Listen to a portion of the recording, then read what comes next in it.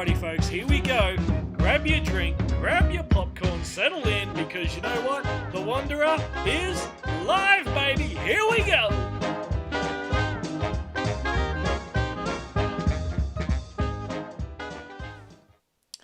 Howdy, howdy, let's get rowdy. Howdy, everybody. I hope you're well. Happy Sunday. Happy weekend to you all. And hey, everyone, from Jamie. Howdy, howdy. Hang on, let me just make these a bit bigger. There we go.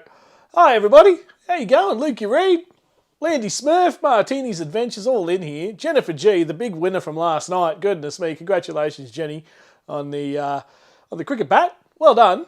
Well done. The not one of a kind. There's only about 25 of a kind. The Rafa cricket bat, well done. Paulie Newcomb's in. G'day, mate. How are you? Good to see you in here. G'day, everybody. Pete McMurtry's come on in. Howdy, mate. I hope everything's well up there for you. Anthony Wicks, evening, everyone. And I hope everybody's all right down south. That's a big thing tonight, obviously. And, yeah, lots happening south of the border, let me tell you. Landy Smurf, I just filled my drink before. Nice, mate, nice. Well, I don't actually have a proper what do you call it? Giveaway thing. What am I doing? Trivia. I don't have a proper trivia done tonight.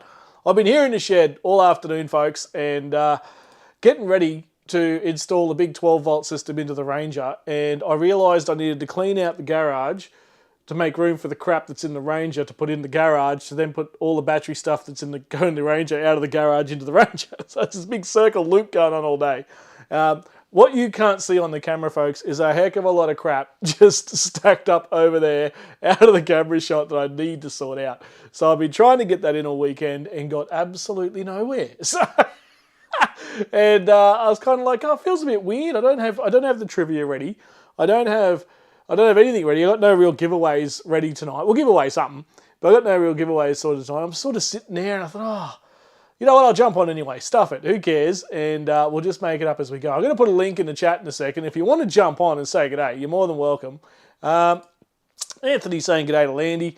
Geez, I'll tell you what, your camp up boys, oh, she's coming in quick. She's coming in hot. And I can't wait to get down there and see everybody again and catch up with everyone and crack a few tinnies around the fire. It's gonna be a rip-roaring weekend. Now, obviously, they're underwater at the moment. But that's all right. They won't be by the time we get there. Salty Beaches, Starry Nights. Well done last night as well. I think you won something, didn't you, last night on Bucks night? Jeez, what a night that was. Giving away the Rafa books. There's one up there, the old Rafa book. Great little books, those. And sounds like old Buck's been hot off his heels all day, bloody running around posting books out. So that's absolutely fantastic. All the profits going to charity and all that sort of stuff. You guys know all that. Ed's camping. G'day, Ed. New job, tech support for live streams. Yeah, I tell you what, I'm glad he saw me call it. He was in a bit of trouble there at one point because he had his phone on silent. I thought, oh, I don't know if I'm going to get through here. Thankfully, he did. What he ended up doing, he ended up closing down at one point the entire giveaway section of StreamYard. And so I saw him do it. And I was just like, oh, no. Here we go. And luckily, we were able to get him back up online. So that was good. But good to see you, Ed. I hope you're well. And yeah, hopefully she's dry by then. Yeah, absolutely, Jamie. And fingers crossed it will be. I can't see why it wouldn't. It's still months away, really. And I just can't wait to get down there and see everyone. It's going to be brilliant. Martini's saying g'day to Anthony. How is everybody? What's everybody been up to over the weekend? I haven't seen much footy. There's only been, 5 games or something this week. I'm an advocate for... Jesus, I choke on myself. I'm an advocate for buys. Have the buy this round for all the teams and just focus on Origin, because all the good players are ripped out of all the sides and you end up with this sort of Q Cup, what we call Q Cup up here, first grade mix of players, and I don't know, it just doesn't really work. You get big blowouts. I mean, Finn's up, and we got up, but it's big blow up over the Bulldogs, and I mean, it's great we won, but we probably shouldn't have. It's definitely not by that margin. So, you know, it's a tough one. What do you guys think? Should there be a bloody buy round? I kind of feel like there should be. No, Salty. Oh, you didn't win. Fun night. We don't need prizes. Yeah, exactly. It was.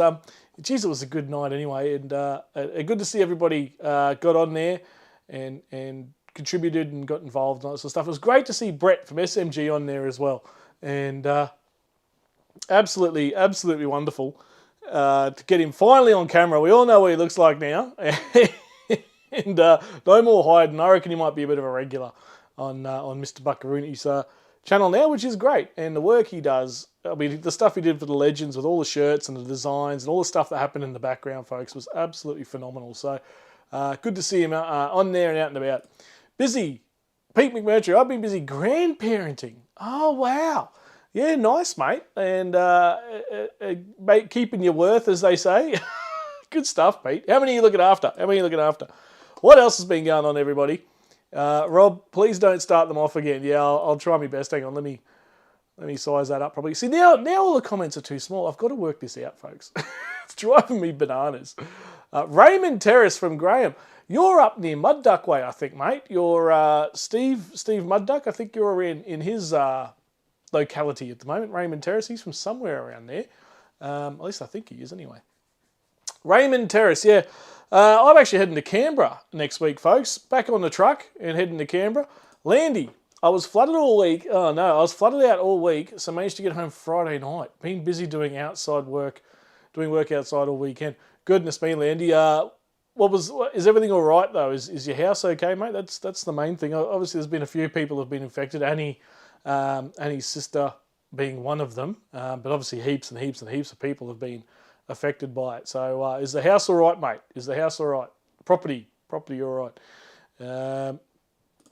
Where are you staying at Terrace, Graham? Yeah. See, most of everybody here in the chat are pretty much neighbours from that area. 12-mile caravan park. Is it 12 miles long? Geez, that's a big caravan park, mate. Crikey. Yeah, he's from Terrace. Yeah, that's what I thought, Jamie. That's what I thought. I actually watched one of his videos today. He used to have the Ranger, and he did a battery install in the Ranger. So watched that, saw how he did it. He put a big steel frame under the base of it, and a steel frame at the back to make the the board to stick to it. I don't know. That looked a bit over-engineered for me. I'm not going to go that hard, I don't think. It seemed to work for him, but geez, you're losing this much, in steel frame and the front and the back and all the rest of it. So. I don't know. Good little video, but it's good to see how he did it. But I don't think I'll go that hardcore. I'm preparing myself for about 400 trips to Bunnings. Don't you worry about that.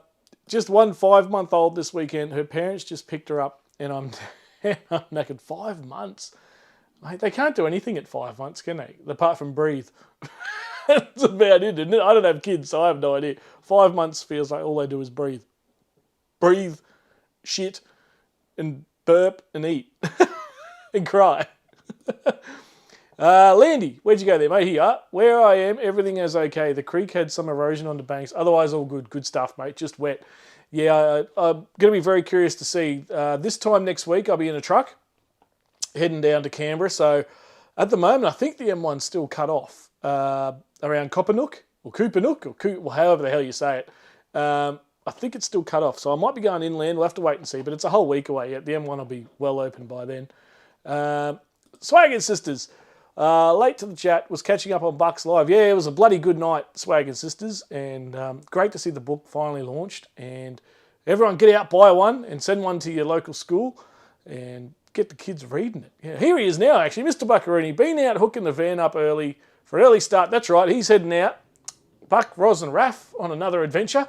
That'll be good. Nice to get out and about. I had the whole weekend off this weekend, folks, and didn't leave the house in the end. And the whole idea was to install a 12-volt system, and it's been a thing. Camp and Oz. Hello. How are we all? How was dinner, Camp and Oz, by the way, just quietly? That looks scrumptious. And where was my invite? That's all I've got to say.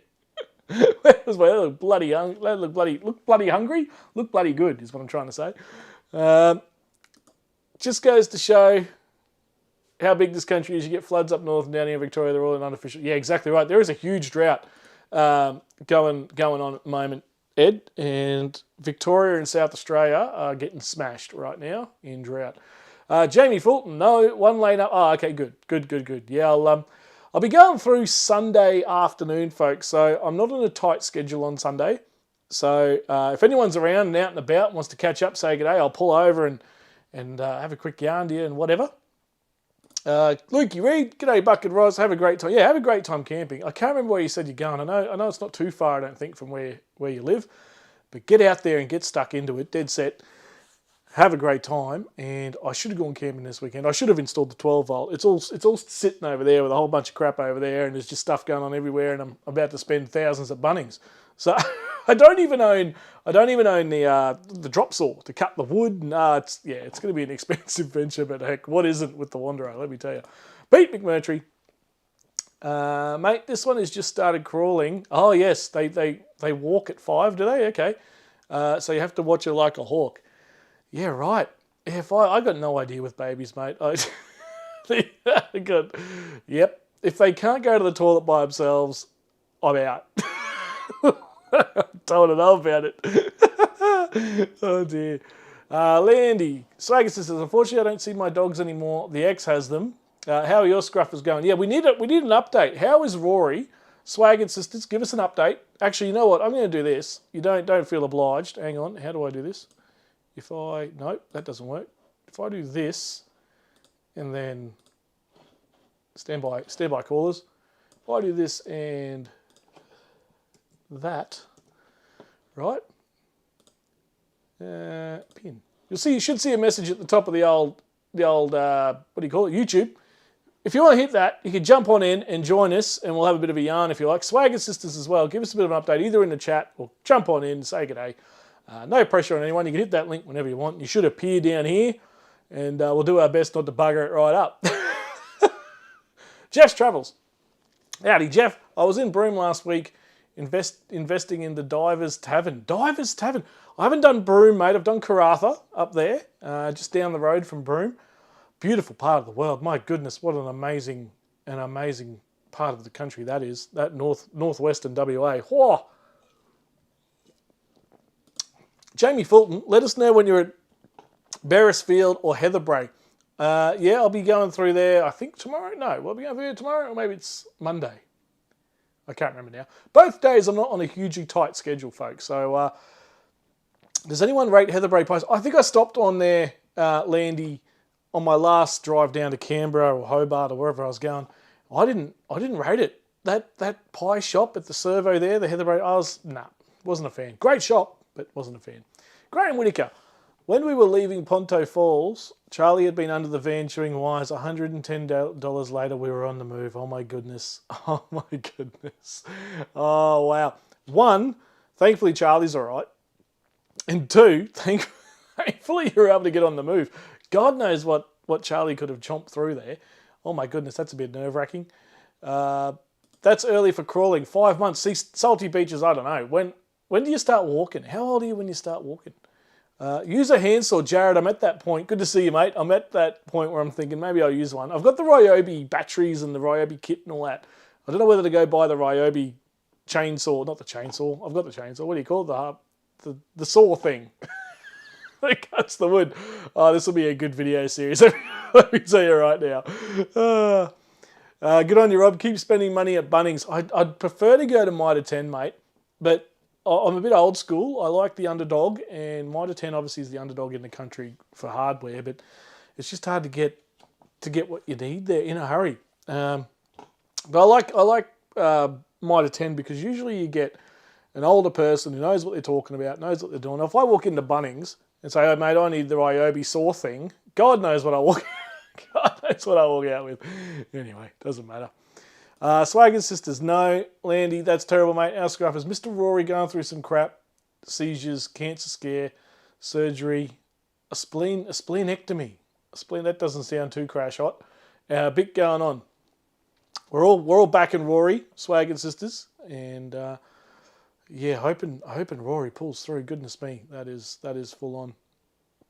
I used to love them. The other day I had one and very mediocre. Yeah, I think it was about a year ago. That I had that pie. It was no good. Fingers crossed for you guys and Rory. Absolutely. And we're all backing Rory. Pull through, mate. We're all on you. No good, Swagger Sisters. Hopefully it gets better from here on. If you need anything, Swagger Sisters, let us know. Shout out, because I don't know what we could do, but if there's anything you can think of that might be able to help you out or help Rory out, we're all here for you. And pets are like fam. So yeah, sing out. We're all here for you. Sun's out in Newcastle. Oh, very good. That's a good sign. That's a good sign. Howdy, Newy Joe. Good to see you, mate. Haven't seen you in a while. Good to see everybody in here. Again, I just sort of jumped on. I've got the trivia. There's a trivia game there ready, but it hasn't been made by me. I got the computer to make it, and some of the questions, I tell you, they're a bit rough. So I don't know if we'll get there. Drop saw, circular saw, reciprocating saw. All of the above. Landy, whatever's going to cut the bit of wood I need to install the battery in the back seat of the Ranger, that's the one. That's the one I need. I think it's the circular saw. I think. Goodness me.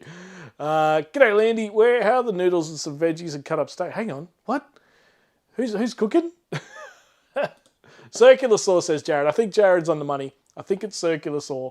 I think you're right. Sun's out until tomorrow. Oh no, that's no good. Predicting more rain tomorrow and Tuesday. What are we in tomorrow? Tomorrow's Monday. Monday, Tuesday. Yeah, okay. Jennifer G, you need a compound miter saw. A compound miter saw. I need to write that down. Compound miter saw. Righto. Compound miter. Oh, jeez, if this pen works. Saw. How much is that going to set me back? More than the battery, probably. Bruce Cresswell's in. Howdy, Bruce. G'day, mate. Still waiting on kick-ass torches to come in. Folks, I am still needing to post out prizes. I had the weekend off, like I just said before, but I was stuffed. I slept in Saturday morning, and Bucks thing was Saturday night, and today was meant to be dual battery Sunday. That hasn't happened. Thanks, Landy. He's a good old boy who just keeps on trying for his humans. We're throwing everything at it for him. Yeah, absolutely, Swagger Sisters. And like I said, sing out if you need anything. Whatever, blankets, bedding, dog toys, dog whatevers, special medication, whatever, sing out. We're here to help out. Nick Taylor's in. Geez, everybody's rolled in tonight and I've got nothing prepared. Howdy, Nick.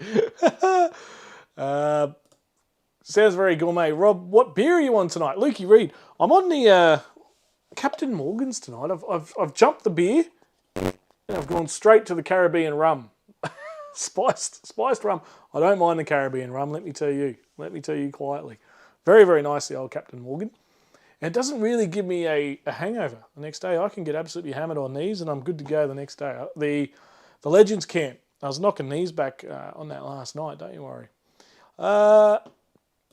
Wixie, is Marco in bed? Oh yeah, Mr. Lavelle. That's who's missing. Where is Mr. Lavelle? What else we got going on here? Camping Oz, I'll let you know next time I'm doing a killer feed wander. I'll be plenty for all. It looked bloody good, mate. How was it? I hope it went well. The camping, what do you call it? The Arc Pit. The Arc Pit. I saw that advertised recently. For those of you who don't know, Camping Oz have gone out and got an Arc Pit, fire pit that goes over your, what do you call it? Your spare tyre. Hang on, let me show you. Arc Pit. Here it is here. Well, it's called the Arc Mate. No, here it is. Arc Pit. And let me show you here, everybody. There you go. The Arc Mate. There you go. You can win a $100 voucher. I don't mind this. I like the idea. I like the concept.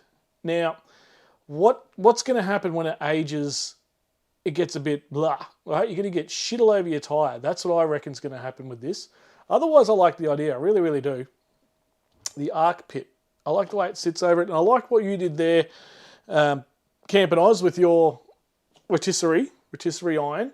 And it's big enough to go over the entire fire pit. So your meat's not missing any of the fire or the heat beads or whatever you might have in them. So I like it. I just, putting it over the tyre, if you've got to change the tyre, all of a sudden you pull that off as if you're not getting enough crap all over you already. Now you're going to get all the ash and the dirt and the crap from your fire pit all over you. I don't know. Am I just nitpicking? I might just be nitpicking. Lynn Rogers is in. Howdy, Lynn. He's back on at his sister's birthday. Yeah, good on him. Good on him. I hope he's having a great night.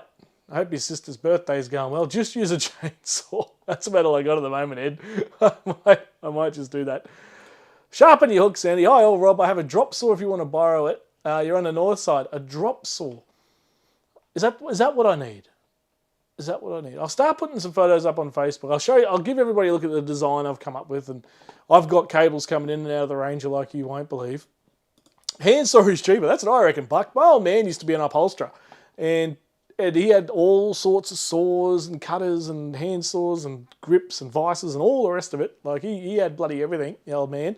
And when he passed away, I threw most of it out. And I looked at it. I remember looking at it going, I'll never use this. And he had staple guns and he had a whole, everything you need for a 12-volt install. And I got rid of it. But anyway, Bunnings will cut the size for $1 a cut. Yeah, I don't trust my size measurements yet, Pete. So, measure about 9 times, cut once. is the Wanderer motto, mate. Buy a circular saw. Yeah, I might get the Ryobi one, I think. We'll give that one a crack.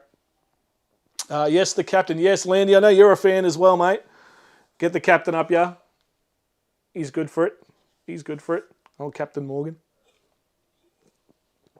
Probably my favourite spirit, Caribbean rum, mate. When I was over there, I brought a few home with me.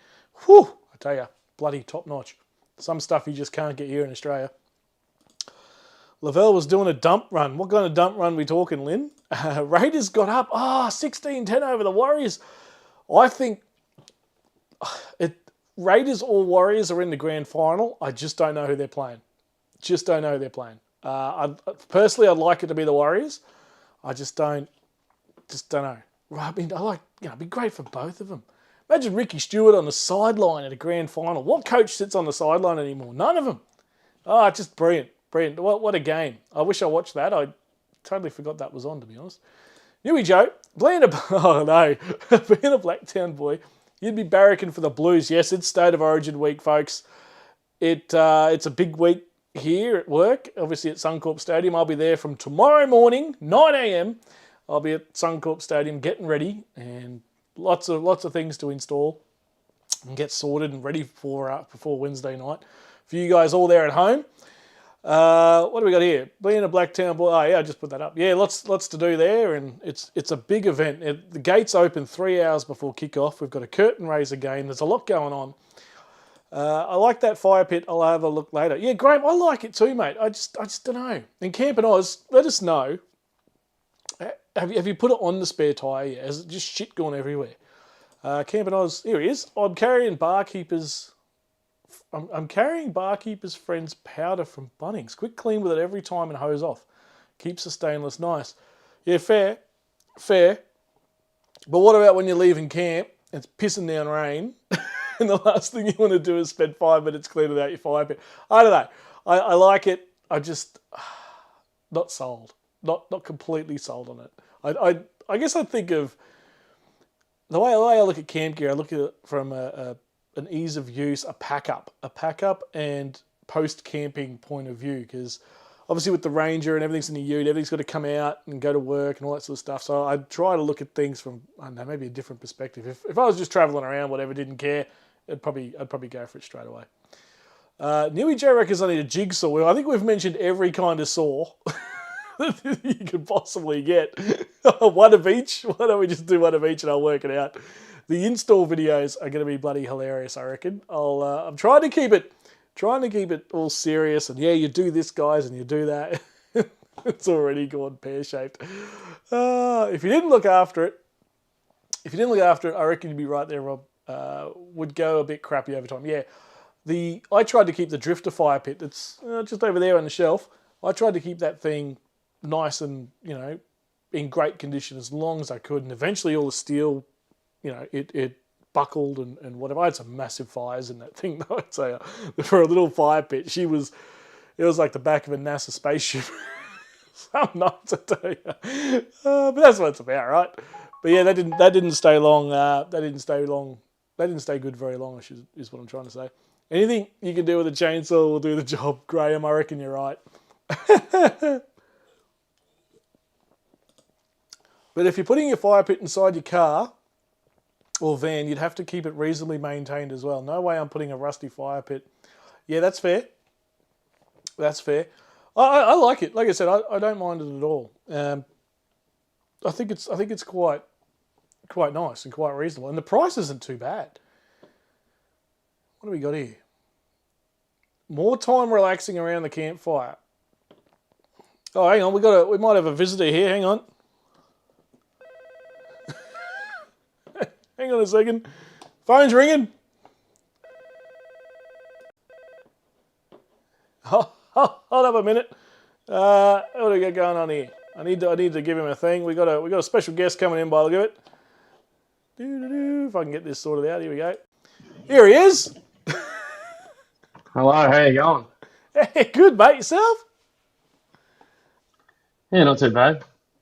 Nice. Just thought I'd jump on. I thought no one else is, and I'll jump on and say hello to everyone. Yeah, why not? Why not? If you want to jump in, anyone, hit the button and jump on in. There's not much planned for tonight. You've got a different background going on there, mate. Yeah, I've got power with lights. um, yeah, I've moved house, so I was living up with my dad on his property, and now I'm living on 10 acres on one of his other properties. Wow. Just while I'm trying to get myself sorted with my rental, because I've had a few issues there. So Yep. he's managed to put me up, which is good. Mate, how good? But How good?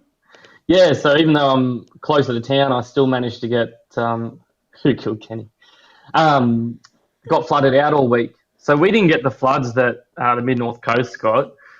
We got heaps of rain, but it was over about 4 or 5 days. Right. We got most of the rain on the first day, and that put the creeks up to about 4 meters, 4.5 meters, Ooh, yeah, which right. which is pretty high for where we are. We've had the highest it's ever got here is probably 8.5 meters, which is a really big flood. But yeah, so it's got up to about 4.5 meters, which is still a very big flood here, and it just a little bit of rain each day, and it just stayed up. So I was out of home all week, and managed to get back Friday night. So yeah, but I was gonna say as well, because like most of the floods were Wingham and Taree. I used to actually live at Wingham, it's where I first started teaching, Yeah, okay. and I've got a few people there that I still know. So I've been chatting with them throughout the week, because Wingham and Taree are pretty much right next to each other. There's not much distance at all, and they were saying there like where the river got up to, they've never seen water anywhere near that before. Yeah, right. Yeah, so pretty big. We got So, rain every day, but they were getting lots of rain every day. So there's a but big you're clean up to do there, that's for sure.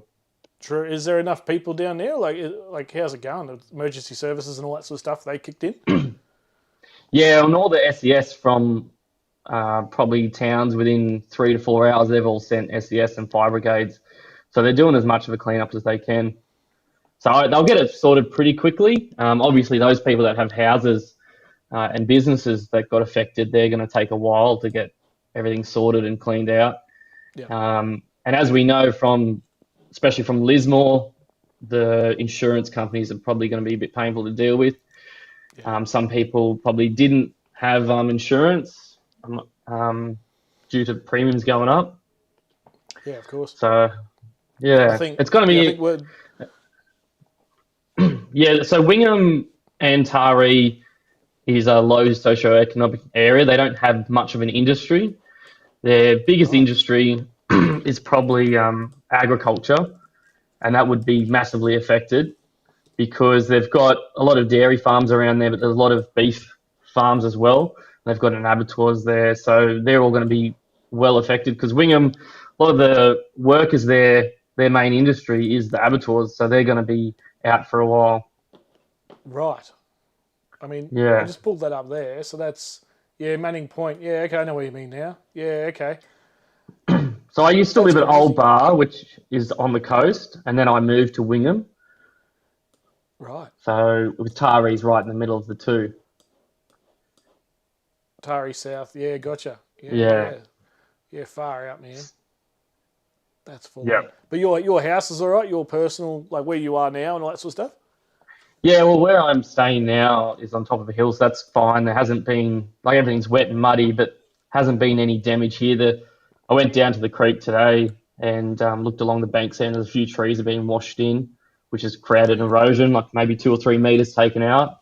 So that's going to Yeah, wow. take a long time to try and get that back. We're just trying to get them back because in 2007 there was a massive flood here, and then again in 2011. so we had quite a bit of erosion on the banks. We're just starting to get it back, and then this one here, not that it was a massive flood compared to those, but because it was a big flood for 5 days, it has caused quite a bit of erosion. I'm just having a quick catch up here in the comments as well. Yeah, the Bight Bridge is gone. There you go, Jamie Fulton. Well, I used to work just right next to Wingham Brush, which is right next to the Bight Bridge. Right. It often, when I was working there, it would often go, which links up to Tanoni for anyone that knows the area.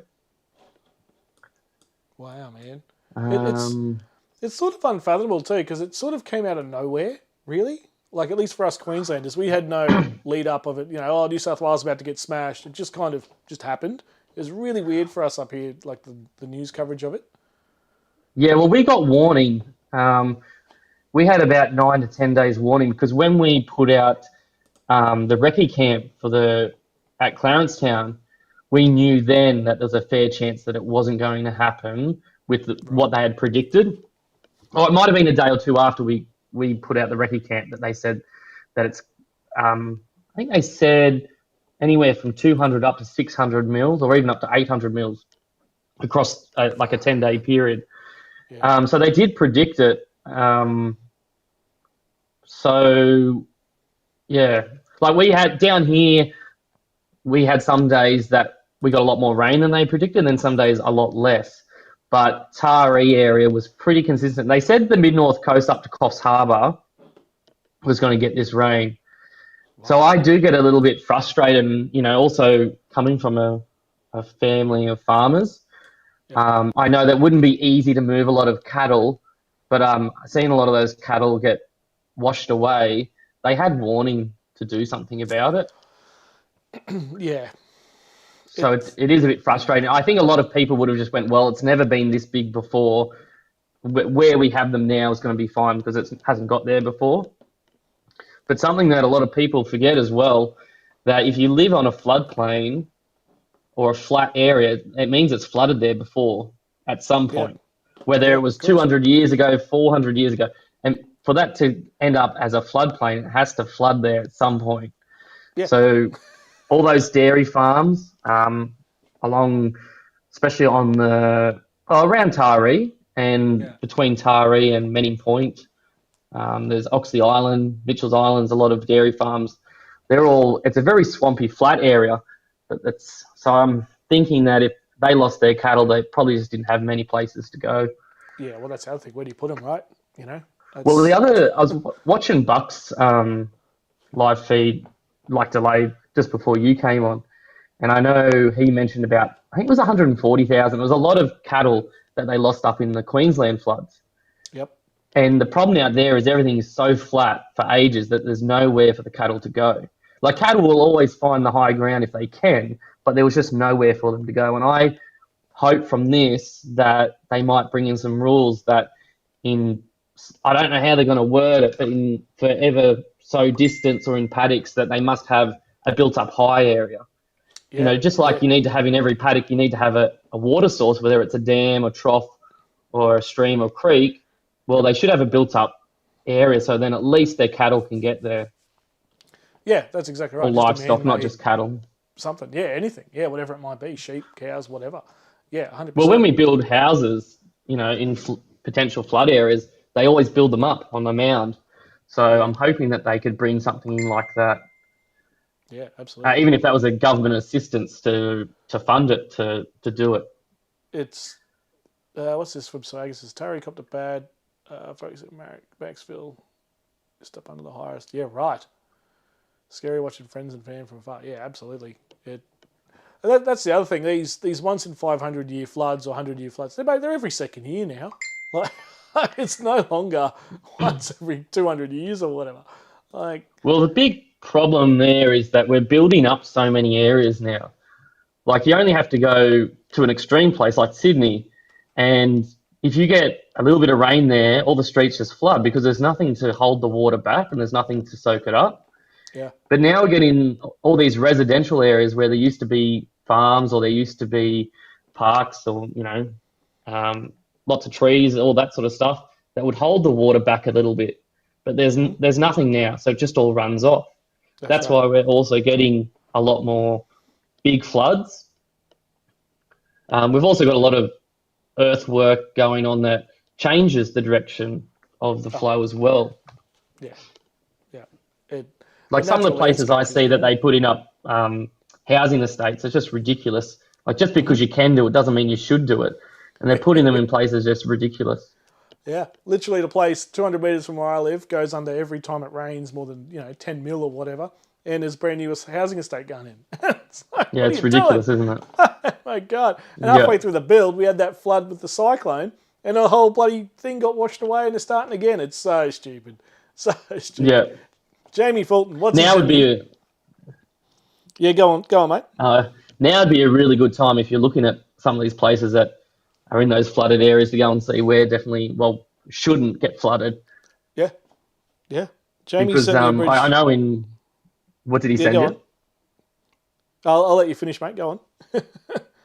Well, like for example, in Wingham, it got right down to where the shopping centre and pool is, and it's like, well, it's never got there before, Right. but that's all gone out the window now, and they've all the insurance companies have changed their flood zones because Yeah. it used to be like if you in that 100-year flood area that you would be in a flood zone, whereas now they've expanded that so much further. Yeah. Right. Yeah. I mean, So the flood zoning. I don't know whether the website's not updating or whatever. Whenever I move, it's the first thing I look at. Right? Is the flood zoning maps. But again, I guess it's affordability too, mate. Like you can't afford to live in the nicest place in town half the time, so you got to end up no, going where the floods might affect you and stuff.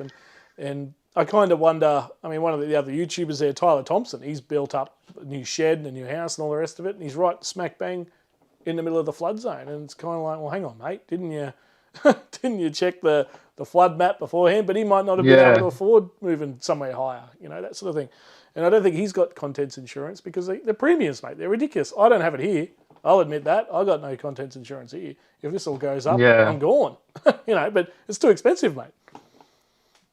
Yeah, it is pretty expensive, and like I know in the house that I own, well, not that I really own it, the bank owns it. I looked at it with insurance because money's pretty tight, and Yep. I just thought though I can't afford not to have it because if something goes wrong, I'm completely stuffed. I've got to pay this massive loan for a house that's not worth it. Yeah. But I Yeah. understand that it is a tricky thing, and then a lot of people probably go, well, it'll never happen to me. Yeah. You never know, Yeah. right? You never. It could be a fire, could be flood, could be whatever. You just just don't know. We flood every year up here. Highway gets cut every year without fail, and still not. Yeah, and it won't be for another 100 years, Buck. It's just a joke. Stolzy's in. Howdy, mate. Welcome in. Um, it made the shopping centre. It made the shopping centre at William 21, but this is the worst. Yeah, right. Yeah. Oh, yeah, that's right. Jamie sent me a picture of the bridge. Apparently, it doesn't mean much to me. One of the main entries into town, but it might to you out there. That's the picture. Hopefully it will Uh, focus. Yeah, there you go. I've got you on my phone and also on my computer, so I'll wait till it catches up on the computer. Yeah, fair enough. Fair enough. Is it the one Doesn't look. going to Taree or is it the bite, Jamie? It looks like it's a shot of a tennis court or something as well in the background. Tennis court or something. I can't quite make it out. But it's not good. It's I bloody. can't quite tell. Yeah, it's not crash hot. That's for sure. But yeah, I'm Yeah. heading down next week. Next Sunday, majority of the highway stuff will be cleared, but. I'd love to maybe duck in and see a few places and throw a few dollars in the local bakery and all that sort of stuff, help people get back on their feet and all that kind of thing. Because that's what Jamie just most said people it's have the been hearing. bite bridge. Yeah. It's the Bite Bridge. Yeah, right. Yeah, there you go. Yeah, so So that's one of the main ones that connects towards Tanoni and out towards the highway as well. Comes right. in Purfleet, which is the highway side of Taree. So that will have a huge impact on Wingham and the way that, and it's going to direct a lot more traffic through Taree. So I'm going to presume it's. Hang on, I'll pull it up. I'm going to presume it's this bridge. Where are we here? That one. I'm going to presume it's that one. That bridge here. Or am I wrong? Or is it this one? That one. I'll just have to wait a second until it comes up on the computer.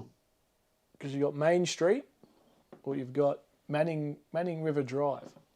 One of the two. So that's Taree. This bridge is at Wingham. Oh, So right. that one there that you had near Hungry Jack's, that's that main bridge that we kept on seeing in the photos. Right. And then Wingham's northwest from there. Oh, the Bite. Yeah, okay, I see it now. Yeah, gotcha. Yeah. Timony Road or something. Tanoni, something like that. Well, there you go. It says the Bite even on there. Yeah, Yeah. right. But that's like the main, apart from Wingham Road, that's your only way in and out. Yeah, it's one of the main ones that, when I used to live at Old Bar and I was working at Wingham, that's the way I'd drive. Right. So I don't know if there was a king tide or anything. I don't believe so. In the past, when there was big floods there, when I was living there, they usually was coming from the coast and there's a really big tide as well, which caused extra flooding because it would obviously go up with the water coming out. It seems I don't think there was this time. Yeah, I'm fairly certain this time there wasn't, which would have helped a little bit. But obviously it went very high as well. So what is this? Yeah, right.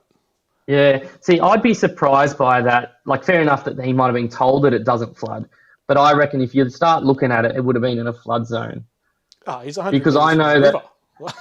Yeah, well, my property that I own with the bank, the back half of it is in a flood zone. It's about 400 meters from where the once in a 100-year flood is, and it's going uphill. Right. So I'd be very surprised there if that wasn't in a flood zone. But anyway, totally. Yeah, unfortunate to him. Lucky the shed should be a good clean out, but not the house. That would be a nightmare. The house is the problem. Not what you want when you first move in. But I mean, you check your flood map. Like, that's 101. I mean, I don't know the guy from the bar of soap or anything, but yeah, just check your mud map. Oh, you got to. Whenever you're getting a property, you got to do heaps of research. Like the property I ended up getting. I was bidding on two, so to speak, at the same time, and then they were about a few pros and cons both ways, and one was in a flood zone, and the insurance on that was 10 times as much as the one I bought, and I was like, you know what? Even though the one I bought was 20,000 more, by the time I start paying that insurance, well, that other property I would have had to take the risk on and not pay it, but then if something goes wrong, you're stuffed. Yeah. So, Rob, what's this battery box that you're building? And you're asking about the saws. Oh, yeah. So I went out and dropped quite a bit of cash on the old Kick-Ass Premium battery kit. And so that's going in as a permanent install. Hang on, I'll pull up the thing.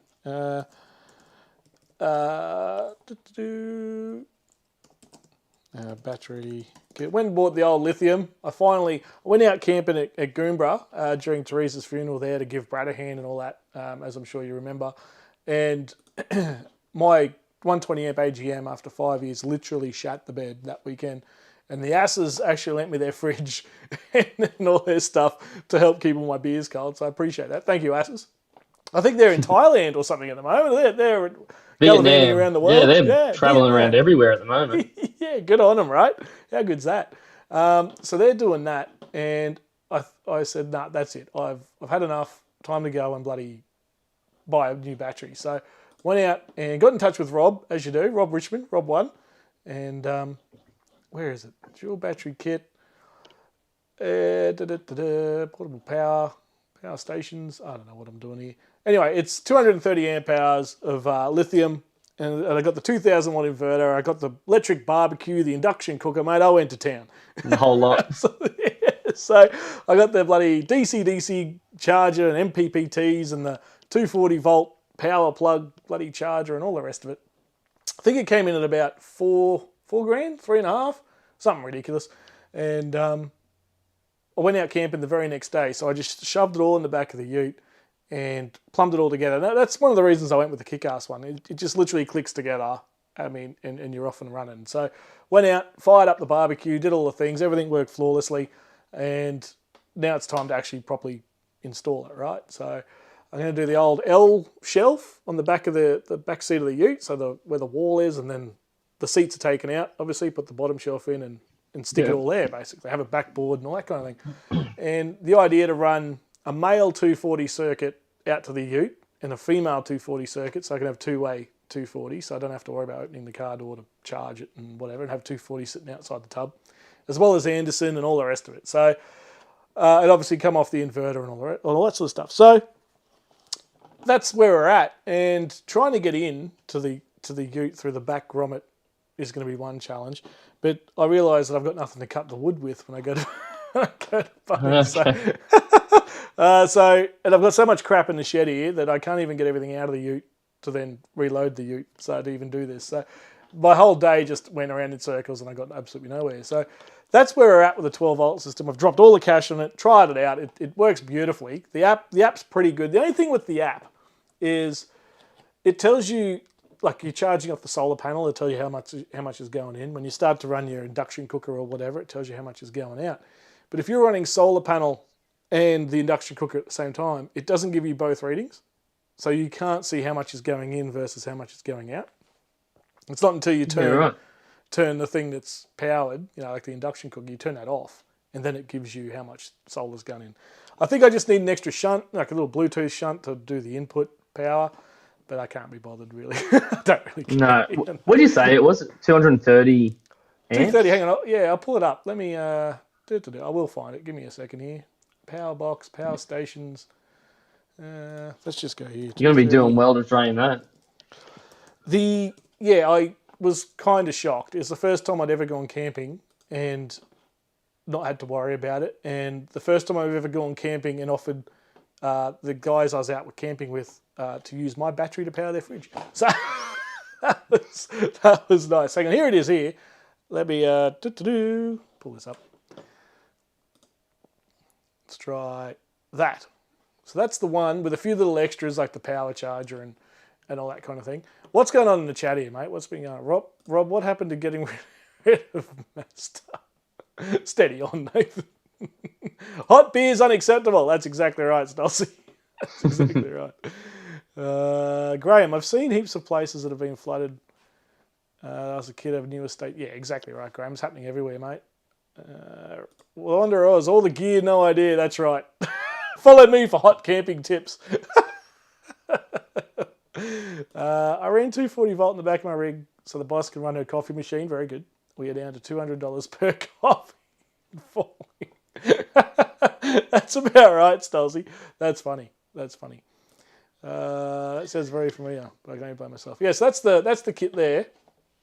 It's on sale. So are you planning on doing it like a panel like that you'd have on, say, the back of a ute canopy, or are you trying to make it into like a box system? At the moment, it's all the accessories like the inverter and the power box and all that sort of stuff on the backboard, and then the battery will sit. Yeah, so you're going to do a backboard. On the center tunnel, the center arch that goes through the back, and then I've still got the two. They won't be used as seats, obviously, but storage left and right of the battery. And I'm thinking of doing some sort of Perspex clear case for the battery with some breathing holes and stuff, just so kind of make it look a bit flash. But that's kind of where that's at. But yeah, of course it goes on sale after I've bought it. Yeah.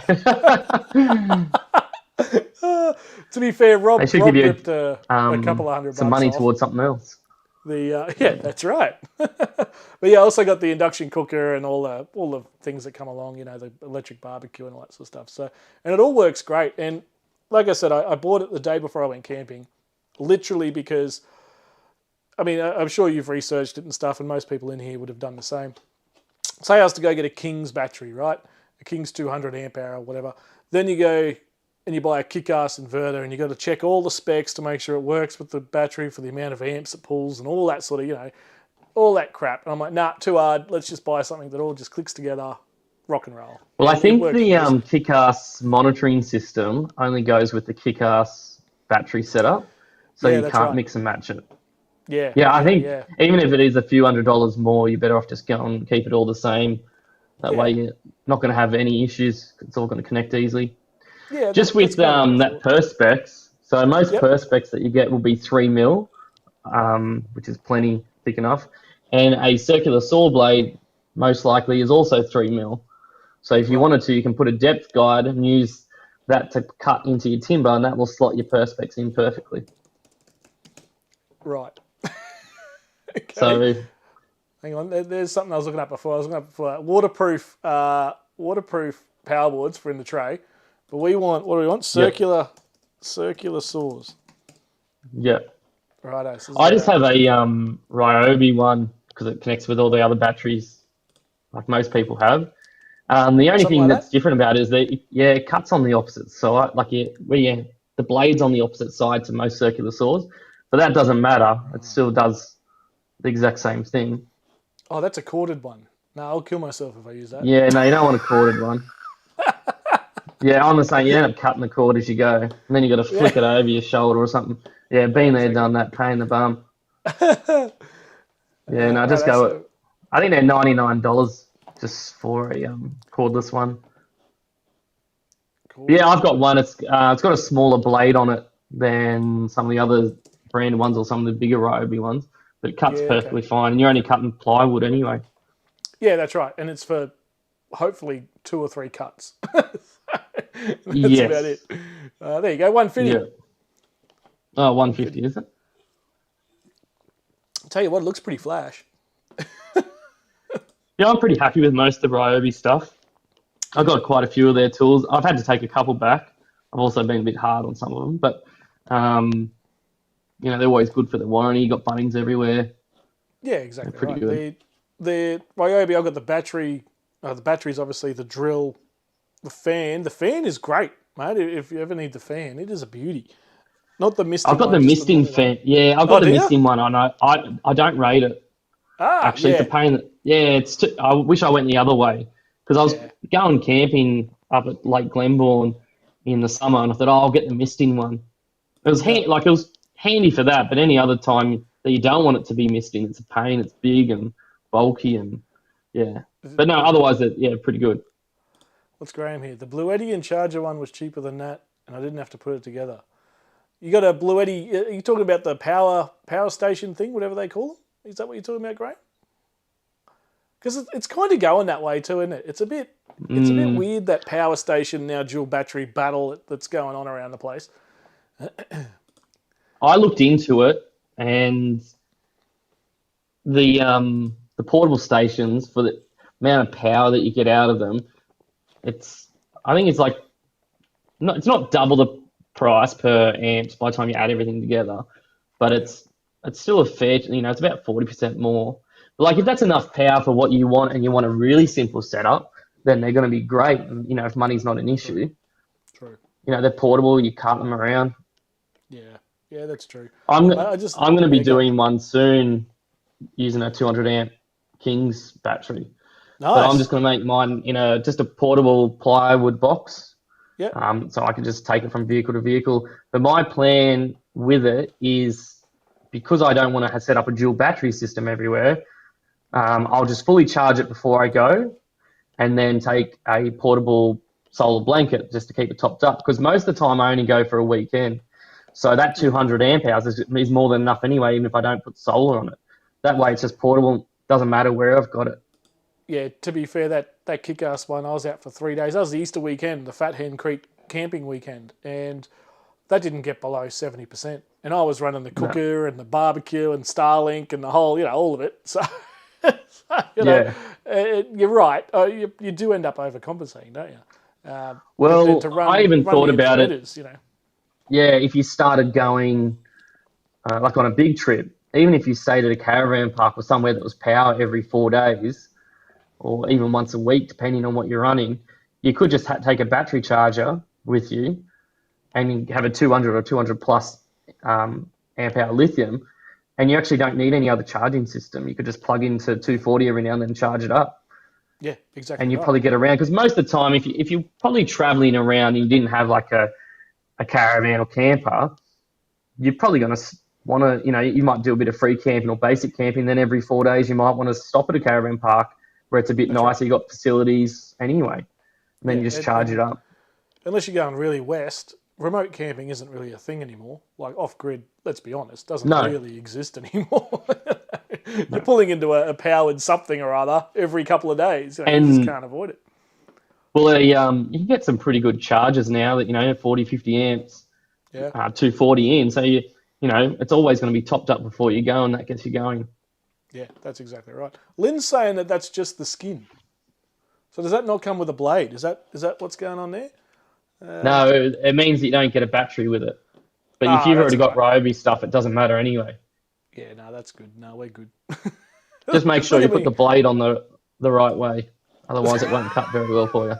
I appreciate that tip more than you realise. Yeah, Oh, very good. 3 to 5 yeah, years warranty, says Jamie. Gen X Blackers, handsaw. Yeah, I'm a handsaw guy too, Buck. Power saws are for these modern day weak Gen Zers. Nice. So all your cuts are going to be square cuts, straight cuts. The only ones I got to watch are where the door is. So because it's got the suicide doors. So I need to look at Yeah, how that's shaped. But I think they'll all be square. And I've also got yeah, to remember to work it out so that if I want to push the chair all the way back, I can still do that for whatever reason. So not to. I was watching a few clips that people have done. They've framed it all up, and it goes right up to the edge of the back of the front, like the front seat. And I'm like, well, if you get someone tall in there and wants to drive your car, that's not gonna happen because there's a nah, bloody thing behind it. So give a bit of wiggle room. I even thought about doing like a dual floor, so then having a storage thing underneath. But I don't know. We'll see. We'll see. That's just more yeah, that'd wood be to good. chop. Yeah, Um, depends on how much space you need. I mean, mainly all that lives in the back is the sleeping bags, the pillow, clothes, and dry food. That's really it. Everything else goes Yeah, in the tray. It's and now the Starlink will go on the roof rack. So I got the Starlink mount kit and the 12-volt kit and all that. So she's all good to go. yeah. Did you So get the that'll be. mini, like the new one? I wish I got the version 3 Gen 4, which is the one just before the mini. And Yeah, geez, okay. that mini is small, man. That thing is tiny. Yeah, I'm pretty sure that's what Wixie's got. And he got a little case off Temu, and it's unreal. Like just so small and easy to Yeah. pack and take with you. I'm like, because Yeah, I've I still walked got. past I it. use Starlink like where I am now, Yep. and because we can't get any other internet, and Yep. it's the old original one that's bulky as. Like it's fine for Ah. here, and if you want a caravan, but you wouldn't want to be carting it around with you. It's a pain. Is that the one that auto turns and finds the satellite or whatever? Is it that one? Yeah, it does auto turn. Yeah, because the new ones don't. But Ah. you don't really need it to turn. There's that many satellites anyway. It finds it.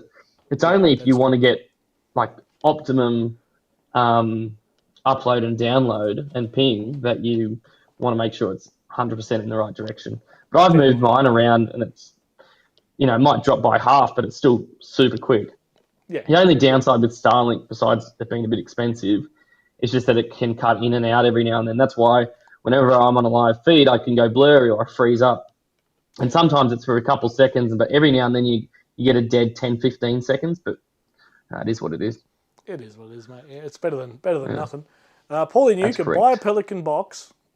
Easy setup and charge. What? Easy setup and cheaper and quicker than making a ply box. Buy a Pelican box Yeah, and I've charge it seen yourself. those ones. People do them with the Kings flip up Yeah. as well. Yeah. Yeah, they're pretty good. You want to put a fan in them though, I think, but That's what I thought too. You see people with the steel boxes too. They put them in those tradie boxes, and I'm like, God no, I would never put that like a lithium in a box in the steel. sun in the steel. I'm a Like, what bit are you funny doing? about putting electrical stuff in steel, Yeah, just in case anything was to ever move, or it's all conducting then. it's immediate conductor. There's death looking at you. When you go to touch it, right? Oh my God. Camp and Yeah, Oz, portable 200-watt solar panel will punch 7 to 8 amps. Yeah, exactly right. The my 300, the kick-ass one, that pushes in about 14 to 16 amps. I've seen that tap out at, which is pretty good. Pretty happy with that. yeah. Something to think about though too with doing plywood is that wood takes a bit of It has flex, so it will Yep. take a bit of the vibrations out. Whereas if you got something like steel or aluminium, or even the plastics would probably do it as well. They won't flex as much as the plywood will and take a bit of that vibration. So if you're out on Yeah. the corrugations, plywood's going to be heaps better for you. Yeah. That's like when I saw, like I say, in Mud Ducks one, he put the steel bar frame underneath it. And I was like, that's a bit, I don't know if I'd do that. One, it adds weight. Two, you're losing Mm, more room. And then, yeah, the first thing I thought was when you hit something hard, it's just going to bounce. Like you're going to feel it through the battery, you know what I mean? So, yeah. yeah, I don't know. The only, Dan only Harley's really in. Howdy, benefit Dan. to steel and aluminium is that for the strength, it takes up less space. But True. otherwise, I've always used plywood, and I think it's great. True. The Mini is a magnificent bit of kit. Yeah, I can't believe how small it was. I saw it on a 79. I walked past one in the street the other day and he had it mounted up on the roof rack. And I couldn't believe it. The thing's bloody tiny. I was like, Yeah. what satellite is that going to hit? It's unreal. Absolutely Well, unreal. I've even thought about it, especially if you are doing remote traveling, like that'd be perfect. But even just for a lot of everyday travel, like my phone, most of the time, my phone's connected to internet somewhere. So if you actually had it connected to your, like in your vehicle, you had your Starlink Mini, you could then save money by how much you actually spend on your phone True. plan. Yeah. Because I used to have the phone plan that most people do, and then I went to just the prepaid like back in the old days, and I Ah, once a nice. year I spend $200, and that gets me enough data and everything through the whole year, and I've got heaps left over because I'm Yeah. always on Wi-Fi wherever I go. Yep. So you can Yep. sort of if you want to spend the money on the Starlink, you can then save it on your phone to kind of counterbalance it. Yeah, absolutely. I mean, the Starlink, I don't know what you're paying, mate, but mine's 195 a month. I've got the Roam one, Uh, and it's Yeah, bloody I'm still on expensive, mate. 139, I think, which is the Yeah, that's good. home one. There used to Yeah, be, was it 179 for the Rome? So they've put the Rome up. yeah, it went up $20, Yeah. but it allows you to have it while you're driving for whatever reason. Ah, So, that must be why. yeah, so Yeah. uh, and Wild 4x4, howdy mate, welcome in. How's New Zealand? Put the Starlink Mini set up on my Rhino rack, Rob. Works well. That's exactly what I'm doing as well, so that it'll be mounted on the actual roof rack full time. Yeah, that'd be Did good. did you put the cover on though on your Mini on the Rhino rack? They make these little I guess they're perspex. I don't know what they're made of. Some sort of plastic clear material. So if it hails, it doesn't smash your Starlink. Yeah, So okay. Probably is yeah, something like let us know. Perspex then. But I don't know if it would I affect don't, speed or not. Like, yeah, I don't know because obviously it's got to go through I that. would, yeah, I wouldn't think so. I know that I've had my, like the original Starlink out in some decent hail and it hasn't dented at all. But yeah, you wouldn't want it to smash, obviously. But I mean, mind you, if Yeah. your Starlink is in the hail, it usually means your car's in the hail, and that's probably the more important Yeah. thing to be worried But about. I guess the other thing is when I got hail, my Starlink was static out there, not moving. Right. Whereas if you're driving along, it's actually hitting it with heaps more force. So True. high chance of it smashing. True. Swag and Yeah. sisters. I feel like lightweights upgraded to 75 amp hour Bane Tech, yep, and an 80 amp hour AGM Thumper. Geez, I haven't heard that in a long time. We'd use for his from an 80 amp. Yeah, right. I haven't heard those AGM Thumpers in years. 75 amp. That's enough though. If that's all you need, why go bigger? And that's I've probably clearly overcompensated for the 230. Well, if you think about 75 amp, we usually say that lithium's roughly twice as much as AGM. So Yeah, 75 would have been 150 AGM or true, thereabouts. So true. decent Yep. sized battery. Yeah, nothing wrong with it. Depends on what you're powering, right? The advantage of the power station. Here we go, Graham. The advantage of a power station is no knowledge or electrical expertise. Yeah, fair. I make up for capacity with the King's 300. Yeah, right. Okay. I make up for capacity with the King's 300. I already had connected through Charger 1. Massive power. Yeah, you'll be good for weeks, mate. With that, the 300 looked good from Kings, and it's a good price. Those 200s and 300s from Kings. Oh yeah, I was very tempted. Yeah. Very, very Well, tempted. I got the 200 Kings and I've barely used it actually. But the reason I went the 200 over the 100 or the 120 was just because of the output, the max Right, output that it. right. Yep. So like even if I had two 100s, I wouldn't have really been able to do induction inverter so much. And That's I'm right. going to jump out, and if any others want Yeah, to mate. jump in, thanks Yeah, for yeah, having me, right. Rob, and thanks for everyone in the chat. I'll Good catch to you see you, again mate. I soon. can't wait to see you in September too. Good work at the Camper with Mate stuff. We didn't even get to talk about that. But, That's good all good. stuff, mate. And can't Yeah, wait. thank you. And it's creeping up big time. And Yeah, it looking gets forward to it. closer and closer. When I scroll through my calendar, I've got that entire week of it's getting closer and closer. The scrolling is getting less and less till we get there. So good stuff, Yeah, mate. Well done to looking you and forward the to it. merch. the pizzas, all of it. Yeah, well done, mate. And Yeah, the boys have mainly been doing it. I've been just sitting in the background. All right, don't thanks, say that. guys. Take the Catch glory. up. Take the glory. See you, mate. Bye. All right, very good. How good's that? Let me fix this up here. There we go. Good to see Landy there. I haven't seen him in person, I don't think, for months now. So thanks for jumping in there, Landy. That was very nice here. A little bit of a chat about our old 12-volt systems. How good is that? Where are we at? Do a poll. Will Rob have this?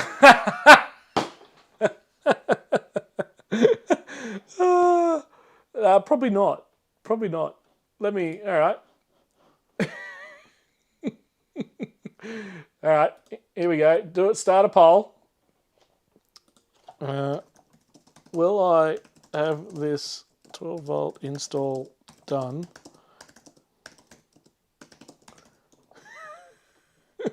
Start poll. There you go. If you want to jump in on the chat and jump on the screen and have a bit of a chat and a chin wag and whatever, it could be about, I don't really care what we talk about. Couldn't give a rat's. Jump on in. Click on that link at the top. Vote first. And we'll jump on in. We'll have a bit of a laugh, bit of carry on. I do have a trivia in the background that we can run. I haven't put the questions together though, and I was going to do a giveaway. How was I going to do that again? I can't remember now. It'll come to me. Buck might end up one. Hang on, what? Buck might end up one of his giveaway. Yeah, Buck is the giveaway. What mount do you use for the Rhino rack? I'll show you the one I've got, Buck. Hang on, stand by. Let me go grab that. Make sure you vote in the poll. Hang on.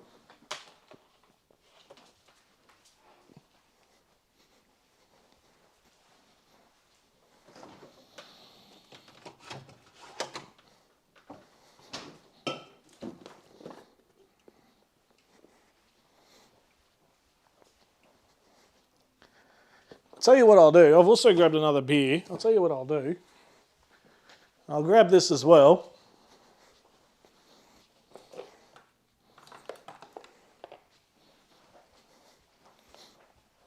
Right.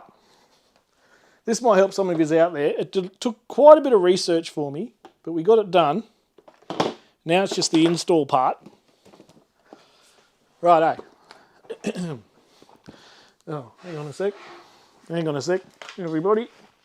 I haven't actually opened this box yet. This is the mount. This is the mount in here. Let me just open this up.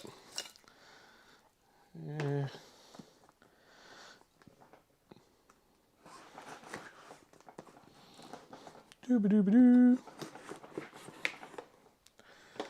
Rightio. I'll give us a quick look.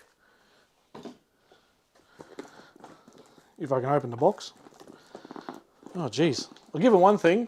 Top bloody marks for packaging. Oh, my God. Oh. Stand by. No, there's another bit of bloody thing there. Let me just fix this up. Sorry, everybody. Yeah. What mount do you use for the Rhino rack? Right. Oh my goodness. Okay, yeah, top bloody 10 marks for packaging.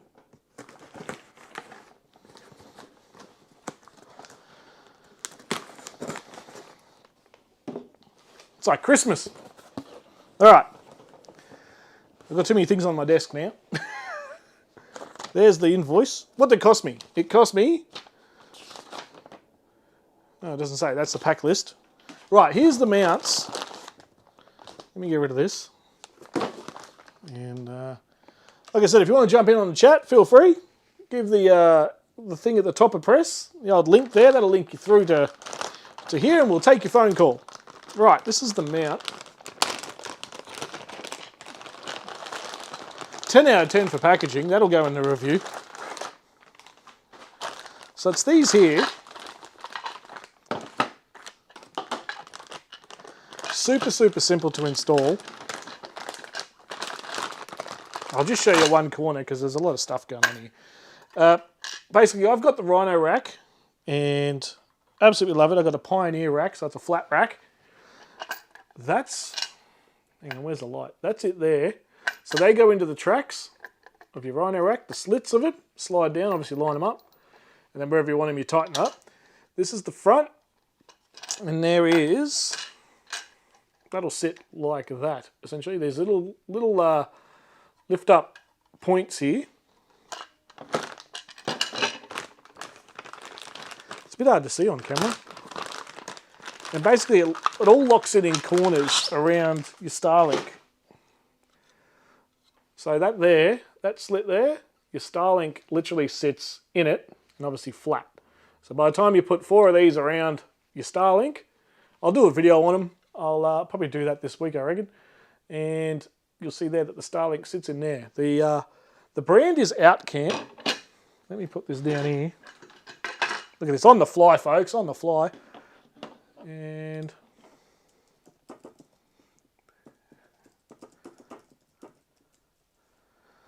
I've obviously got the main Gen 3 version 4 one, so that's the bigger one. I'll show this to you, everybody, so you can all see it. There you go. That's them there. This is where I got mine from. Outcamp 4x4, or Outcamp Adventure Gear, I should say. Put the cover on. Didn't affect it. Yeah, nice, mate. I'm a bit torn as to whether to do the cover or not, but if you're saying it's good, I'll do it. So just general weather, you know, keep the rain off it and all that sort of stuff. So you can see here, Starlink Mini, this is the Mini. There you go, can I click on that?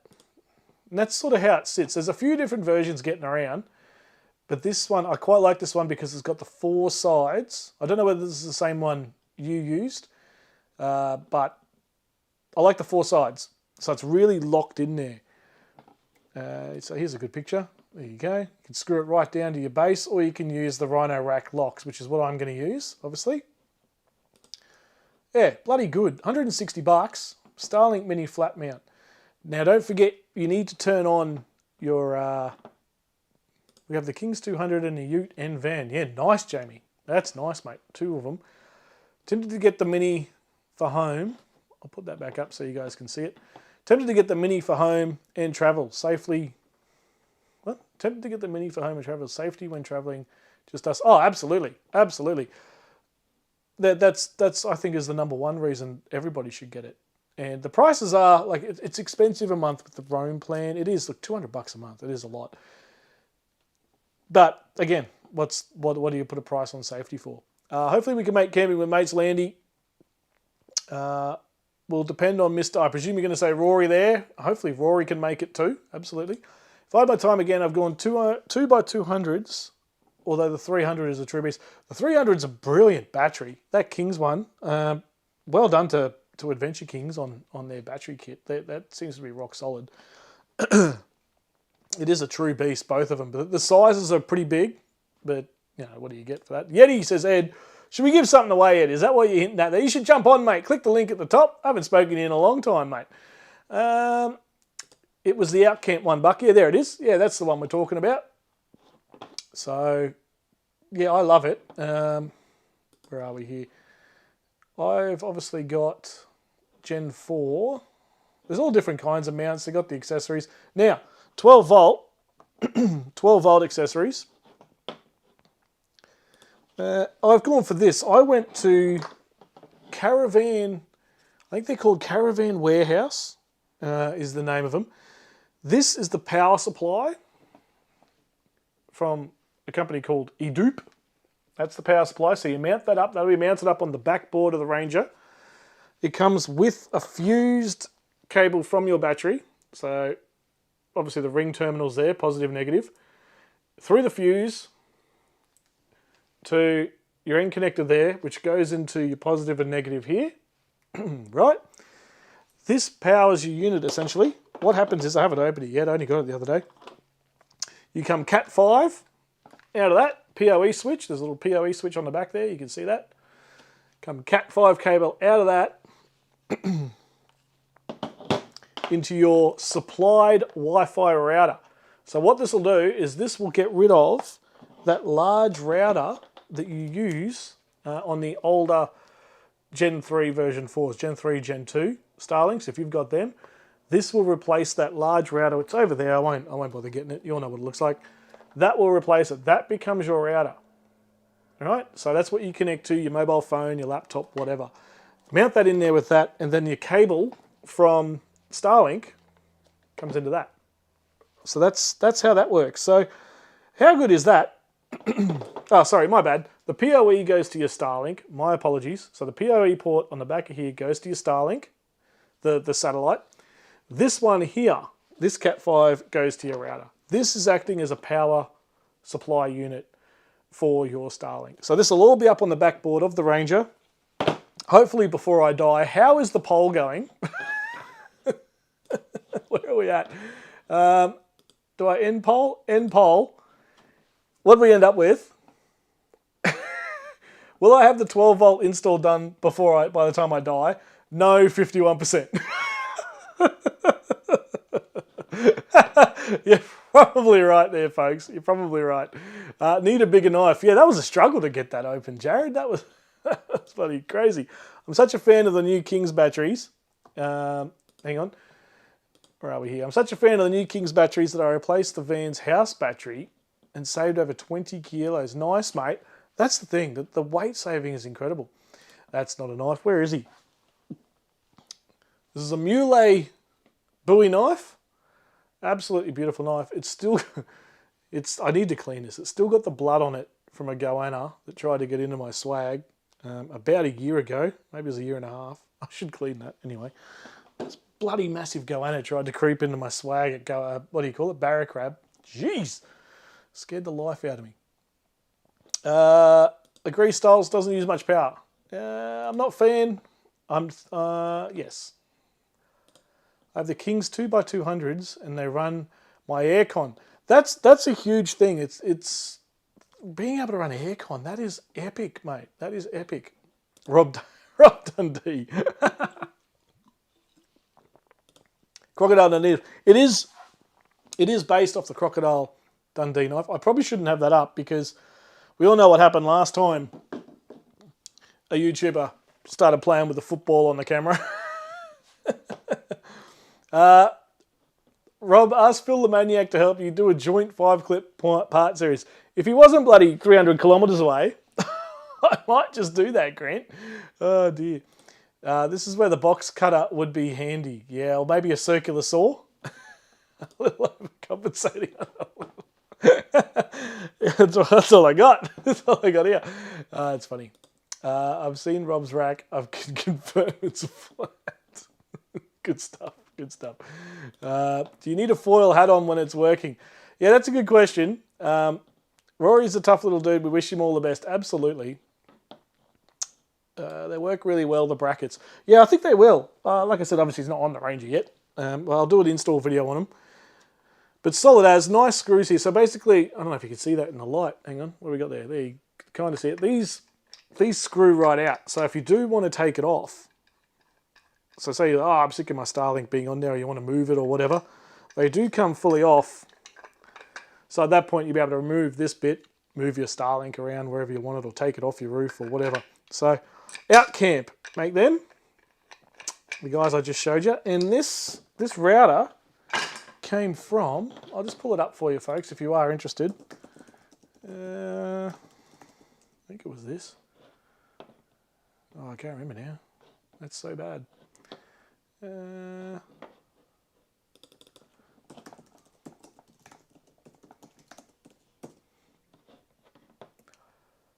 Was it these guys? I think it was these guys. Yeah, it was these guys here. So, let me show you this. That's where I got the this unit from. All different types of converters, adapters for all different types of Starlink adaptations and whatever it is you might need. They delivered in about, I think it was a few days. Didn't take long and got to me. It also came with something pretty epic. It came with a bag of jelly beans. Like lollies and stuff. I was like, hey, how good's that? It's the little things, folks. It's the little things. Here you go. So that's the one I've got. So you can see the connections there. One straight to your Starlink, the other one to the little router that comes with it, and then your power supply from your battery just there. So very, very cool. $259, is that what I paid? That's probably what I paid. Yeah, fantastic little little clip. Hang on, so can I play this? Let's see what happens here. There you go. I'll show the mini one as well. Hang on, let me just mute that before I get done for copyright. So there you go. There's some bloke in his caravan rigging it up. So this is what will go on the backboard of the Ranger. It'll sit there like that, and the cable will be permanently installed going up to the Starlink onto the roof rack. So that's how that's going to work. Anyway, you kind of get the idea. Let's see if we can find just quickly the mini. Let's just type in mini. Because that's just got a straight to USB, right? Yeah, look at that. $30. And now, I'm a big fan of having spares of this sort of thing, because if one breaks when you're out bush, where are you going to get a replacement? Swagger Sisters, we're aiming for it and giving him a challenge, and have given him the challenge to make it to best of Rafa. Very good. A jump starter pack. I certainly can, mate. The JS80. Type in Wanderer 5, and you'll get 5% off, mate. King's one. No, Jamie. Come on. JS80. I absolutely love mine. Rory is so funny when Rafa gets near Kenzie. Yeah, it'll be good. Let's fingers crossed for Rory to get there. That'll be fantastic. I have the basic King starter pack, and have used it in anger on Fraser successfully. No, what are you talking about? You don't want that one at all. You want this one. The amount of people I've jump started with this thing. It can run your fridge. What else can it run? It can run lights, batteries, whatever. It ran my fridge for what, 8 hours or something? Where is it? You don't want any other one but this one, and you want to type in. Oh, it's on sale too. Oh, how good. Is that the one? Yeah, it is too. She's on sale, everybody. There you go. The JS80. This thing is an absolute beast. Comes with all the accessories, chargers, cables. It's got the this one here, so that there, you can power your fridge if you've got a 12-volt socket. USB, PD port, charger, the whole lot. JS80, 3,000 cranking amps. They just start just about anything. Anyway, type in Wanderer 5, and you get 5% off. That's a pretty good deal. $219. $219 for that, folks. I feel like I'm selling stuff all night. Dear, oh dear. JS80, get onto it. Evening all. Timmy Ryan, welcome in. Evening all. Sorry I'm late. Big day at the Pumpkin Festival Markets. That's right, you are out there. Some of those photos look good on your Facebook there, mate. Good stuff. How's Fat Hen? Did you end up staying at Fat Hen, mate? And what are your thoughts? Let us know. Keen to know. I absolutely loved it out there. Looks like it needs sharpening. Yeah, it did. It's a bit blunt, that. Like I said, I need to give it a clean as well. That's yeah, you can probably just see the blood on there. It is. Just see the blood just done. Anyway, enough of that. Keep it PG. It'll be another Buckaroony Christmas saga. Hang on, what are we talking about here? What you don't get, but yeah, that's right. Yeah, that'll be the last I pull that out. Who answered yes needs to rethink their answers. Yeah, the poll. Good stuff, everybody. You're probably right. It's going to take me a while to get it going. G'day, Tim from Luke. JS60 jump starter used numerous times. Yeah, the 60, the 80, whatever. They're both very, very good. The 80 works on just about anything. Tractors, cars, four-wheel drives, small trucks, the whole lot. Works a beaut. I've actually jump started quite a few people. Newey. Rob, work 2 days overtime and get someone to install this junk for you. Yeah, look, that did cross my mind, Newey Joe, and yeah, it really did. But no, I've got to get in there and do it myself. This is really good info, Rob, because we'll eventually go down this route. Is that the JS80 or the Starlink? The Starlink, yeah. Camper, what they call? Write them down. Out Camp Adventure Gear. Give that one a look. And for the bracket, if you want to mount it. And what was the other one? That's the Mini. Camper Van Builders, they provide you all your brackets, your converters to 12 volt and stuff like that for all your different types of Starlinks and stuff. Camper Van Builders, I think they're based in Geelong somewhere. So they're an Aussie business. It doesn't really tell me. Contact, here we go. Where are they? About us, contact us. I want to say Geelong. Yeah, Geelong, Victoria, down the bottom there. Geelong. So Aussie business, give them a shout. Camper Van Builders, they've got everything. They dead set. You can find just about any kind of weird converter and accessory you might need for your caravan or your camper. Very, very good. Yeah, hopefully it helps. Swag and Sisters. I forgot to ask, are you going to carpet the plywood? Yeah, I am, mate. I'll be getting some marine carpet and some glue. Only paid $65 for our Kings one. Very good, Jamie. Very good. Yeah, the iTech World ones are a bit exy, to be fair. I mean, $200. I think, because I bought it a few years ago, I reckon I paid over $300 for that. It says there $299. I reckon I paid more than that. But, yeah, absolutely fantastic. Fantastic unit. Absolutely. Yes, I am going to carpet it, mate, was the answer to that. Marine carpet. Not sure what colour yet. Haven't decided. I might match it. I might try to match the range. Maybe I'll go a different colour and spice it up a little bit. And use the glue bloody paste. I was going to use the spray, but I'll use the glue paste to do all that. Like I said, it's going to be a bit of a monster, and I'll probably need to try and find another set of hands to give me a help on this. I thought I'd do it all on my own, but as the day went on today, I kind of looked at all this and it started to grow legs, and I kind of thought, oh, this will be a bit of a mission on your own. But anyway, we'll see. I think I'll try the Kings when they're on a good sale for one unit. What are the Kings going for? Righto, Kings power unit. Let's have a quick look. Kings jump starter. Let's try that. Kings jump starter. Here we go. 1500 amp. Oh wow, that's an interesting looking thing, isn't it? Big display. Yeah, okay. What's it come with here? Yeah, a couple of plugs, USBs, stuff like that. What's it go up to? 15. Oh yeah, 3000 amp peak. That's not bad. 1500 amp portable car. Yeah, very good. Delivers 55 jump starts in one charge. Yeah, the iTech World one lasts about, I think I've got about 4 months out of that with numerous jump starts before I charge it. Oh, it's pre-order. You can't buy it at the moment.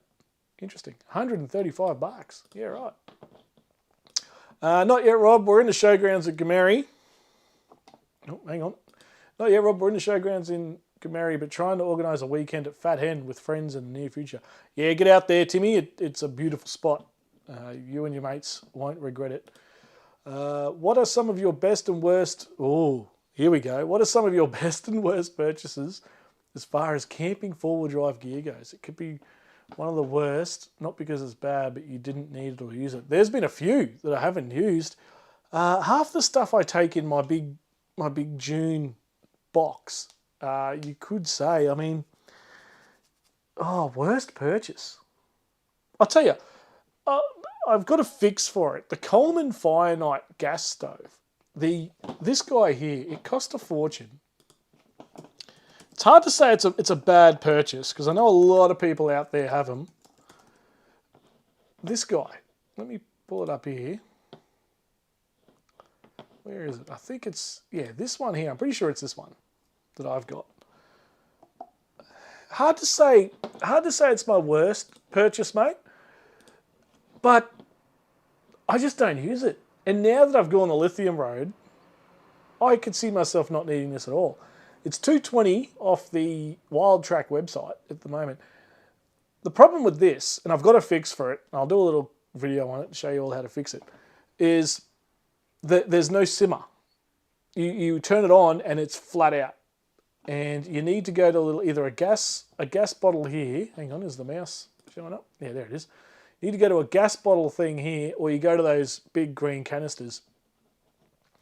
I think Lynn's having a crack. Cooking stuff. Yeah, most of my cooking stuff. And what's going on in this picture? Quietly. What is going on here? They've got... Oh my goodness. Oh, they've got the old bloody... What do you call it? Jaffle iron over the gas stove. My God, that would take about 3 months to heat up. Anyway, yeah, this thing. It just, there's no simmer and it's flat out and it whistles like crazy. When you first turn it on and you turn the heat up, it just goes, wah! It screams for about 20 seconds. So if you're the one first up at camp, you're going to wake absolutely everybody up. A great cooker once it's going, but no simmer mode, and it screams at you for the first 20 seconds. So, and it's heavy. It is heavy, this thing. But durable, it's never failed me, all that sort of stuff. I just, yeah. Whether that's my worst one, wouldn't say it's maybe my worst purchase. I'm just sort of looking around to see. That's a good question though, Landy. I'll come back to that. I'll think of a few more. There's a whole bunch of things like Mozzie coils and stuff I don't even use. All that kind of thing. That's not King's. Hang on. Oh, was that? Did I not show the King's one? I don't know. You guys, you're killing me. You're killing me. For power, Rob, I use the Anderson into the Kick-Ass Mini Power Box. Yep, as long as it's under a 5 meter cable, no voltage drop. Yeah, exactly right. Interestingly, though, I found the Kick-Ass Mini Power Box that you're talking about, the input plug is actually a little bit loose, at least on mine. Check it and just see, make sure it's like solidly in there, mate. Worst cheap shower toilet tent. Yeah, I do like my shower tent. I've got the Austrail one. It doesn't go out that often unless I know I'm going fully off grid, self-contained, that sort of thing. The shower tent, I don't mind it though. I've got the single one. It goes all right. It's never let me down. Been through some big storms. I'd say the Dunny is one of my not regretful purchases, but I barely use it. The old bloody portable Dunny. I bought the portable Dunny. It was one of my first ever purchases to go camping. And I thought, right, if I'm going to get any girls to come camping with me, I'm going to need a toilet for them. It hasn't worked. I thought it would be a shoo-in, right? The girls all want toilets when they go camping. So I went and bought one. Nah, hasn't worked. I'm trying to sort out my camping gear. Yeah, that's part of my big clean out here before I do the 12-volt install, is going through stuff. I've got that many shovels, heaps of axes, just stuff. You know, I've got the big lounge camp chair. Actually, that's probably one. The big loungy lean back camp chair. Fantastic when you're at camp, right? You lean right back, legs up, all that sort of stuff. But it's huge. It's bulky. And unless you're in a caravan or something like that, there's no room for it when you're traveling. So that's one of them. That's one of them. Dan Harley. I saw the Coleman one at the Caravan Expo at Townsville and looked good. Almost bought it, but didn't. Good to hear that it was probably... Look, it's good.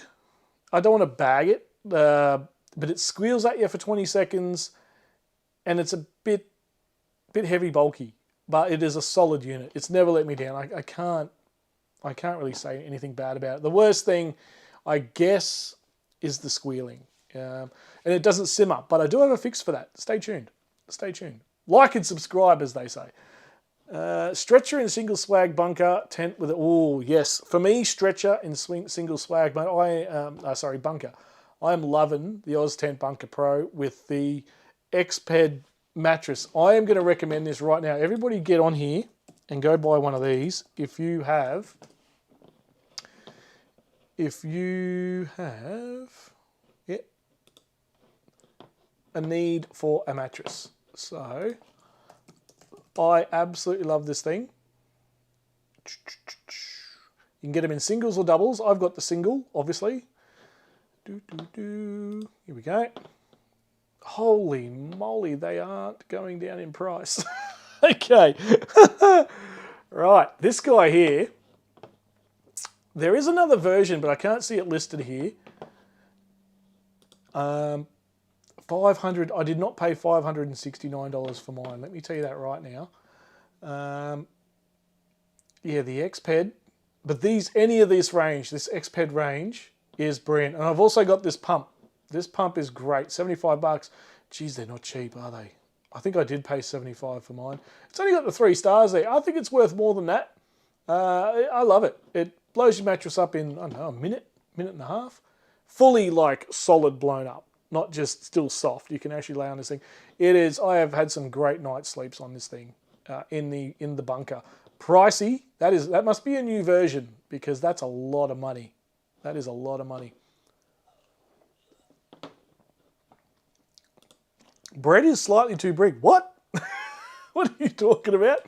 I love cooking on gas, but it's coming up. Yeah, exactly right, Landy. These induction cookers with these batteries and the one you've got, yeah, you won't need gas, I tell you. Muffins fit in the Jaffa Lions perfectly. Muffin, yeah, I don't mind a good muffin. Stretcher with swag. Replace mattress. Yeah, there it is. There you go. Swagger Sisters with Xped Mega Mat.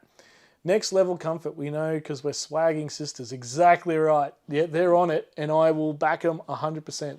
This mat, or the double, or any Xped. See if I can go back here. The Xped range. This is the Snowy's website, Snowy's Camping. Brilliant. It comes with this when you buy it. It comes with the manual push-up pump. But invest in a little, either this pump, or, no, it's not listed here. But they've got a deflating one too. I've steered clear of the deflating pump. I don't like the idea of like sucking out all the air off a machine. I'd rather, just because the way the Xped self-inflate and stuff, all the internals of it, I wouldn't say they're delicate, but I don't want to impact the way that they interact with each other when it's deflating. So if you're rushing the air out, it's probably fast tracking some of the processes that need to happen in the mattress when you fold it up to get rid of the air. So yeah, Xped, bloody fantastic. Absolutely fantastic. But a lot of money. Lynn, don't think the Donny will do it. Help me out, Lynn. We got a girlfriend update. Here she is. Look at that. Hang on. There you go. She's going down. She's going down. Oh dear. Thank you to the Olivers, the Oliver family for that. Oh, goodness me. Yes, the stretcher with the swag. The Xped stuff, folks. Get out there, check them out. Snowies.com. Jimmy's Thunderbox. Yeah, I just don't use it. Keep the toilet for Roberta. There she is. Do you reckon she wants the toilet? She's been drinking a lot of water. She might need the toilet shortly. Oh dear. Sorting out camping gear is never ending. Upgrading doesn't help. That's right. You never seem to stop buying more, do you? Holy dooly. I'm in the market now for a, what do you call it? Fire pit. A new fire pit. The Drifter one has had its day. Jack Turtle's in. Howdy, Jack. Great weekend last weekend that you and Gary Pye and everybody had. That looked like a brilliant weekend. Good stuff. Anyone here has a Weber Go for sale? Ooh, hit up Marketplace, mate. Might be the way to go. You'll probably find one on there. You just got to deal with all the Muppets on Facebook. Nothing impresses the ladies more than... Well, that's what I thought. I thought I was onto a winner. Oh, dear. What's the Weber Go? The Weber Go... Here we go. BCF have them. If this is what you're after... Geez, they're not badly priced. There you go, 150 bucks. That, there you go, Jack. I presume that's what you mean. Is that what you were using last weekend? Is Gary Pye or someone have that? That's a beaut little unit. How much does it fit? Here we go. 6.5 kilos. Doesn't really say, does it? How big the internals are. No rust, 3, yeah, right. 10-year warranty. Believe that when I see it, right? Goodness me. What else we got here? Other pictures, here we go. Give you an idea. Look at that. That's enough for a couple of people. Yeah, nice one. Nice one, Jack. I have a Weber Go. Go Anywhere. Great little unit. Is that what this one is? The Go Anywhere? Yeah, that's it. Is this the one you've got, Anthony? Charcoal or heat beads barbecue. Yeah, that looks like a little beauty, that. Has anyone had an inflatable mattress that hasn't leaked? Yeah, mate, the Xped. The Xped's the way to go. That solid as a rock. Solid as a rock. Xped Mega Man is amazing. Snowies do specials. Yeah, wait for the specials. Did he say swingers or single swag? Yeah, 10 centimeters. Xped. Yeah, it's big. It's comfy. And Xped workbench. I like that. 8 years and counting. Xped not being gentle rolled in the swags every night. Yeah, exactly. The brilliant mattress. A lot of money up front, but well worth it. Well worth it. Has cooking lessons from Gary Pye. Yeah, good stuff. Is this a shopping channel? Yes. I kind of feeling that way a bit, Luke. Think you've got him all worked out, Lynn. Yeah, maybe Blackers. We loved our Darchi Hexatherm 15 centimeter. 15 centimeter, yeah, nice. That would have cost a pretty penny too, the old Darchi. Now I'm old and need comfort. I've got an adjustable bed base with Sealy. Oh, jeez. That is living the dream. Mate, how do I get one of them in the bunker? That sounds good. The Jaffa line in the picture. How good's that, right? This is better than surfing through Temu. Oh, my God. Someone click on the link and jump in. Landy Smurf jumped in earlier. Good on ya. Good on you, Landy. Good to see you, mate. I use a Darchi Snow Peak style fire pit. Yeah, the Snow Peak style is the very, very popular one. I'm thinking, after a little bit of observation and inspiration from, what's his name? From King Brown. I'm going to go with these guys. They're based up in Gympie there. I've met the bloke at the Moreton Bay show. And these guys here. Compact campfires. I'm probably going to go with these guys. Check these out. And they fold down flat. There you go. And so you can link two together. Oh, hang on, let me click on that. There you go. You can link two together. They come individually. And you can see some of the pictures there. It's a bit hard to show you on the website. Shop. Here we go. Here we go. Just the basic one is all I'm chasing. You can put the rotisserie on top. There you go. We'll go into that one. Compact campfires, guys. Bloke who lives out near Gympie. Look at that. Comes with the grill. And it sort of sits on top. There's the rotisserie iron. But you got these grills that come across these little slits. Where are we here? It's probably not the best one. I'll go on to the one I'm looking at buying. Whoop. Go back one. Here it is. It's a King Brown camp oven extraordinaire. So there you go. You can see the grill slits there. So you can lay things all over it. Plus the top grill. You can join two together. All that sort of stuff. Laser cut stuff on the side. I might see if he can get to do a Wanderer. I'm going to hit him up to do like a Wanderer Oz or something across the side there and put his logo on the end. Something like that. And she packs down nice and flat. Look at that. How good does that look? So $300 for the 450 compact, and you can just attach more and more and more as you go. You still are Jack Turtle. Good stuff, mate. Buy one, get one free, Lukey. That's right. But wait, there's more. Delivery boys from Bedshed said it's best delivery they've done. Wanted to get pictures. Yeah, that's pretty cool. That is pretty cool, mate. Is this a shopping channel? Snow Peak Fire Pit. 12 years and counting. Looks like new. No warping or rust. Easy to use and transport. Used home and camping heaps. Snow Peak Fire Pit. Yeah, they are brilliant. If you've got one of the originals, which you must because it's 12 years ago, yeah, they are spot on. The King's Fire Pit has been doing a job for us, and I think it's on sale. The King's Fire Pit. That I haven't seen, I don't think, mate. Let me have a look here. King's Fire Pit. What's the King's version? Oh, like a Snow Peak. Like a Snow Peak one. Or is it that one? Oh, look at that. How heavy is that?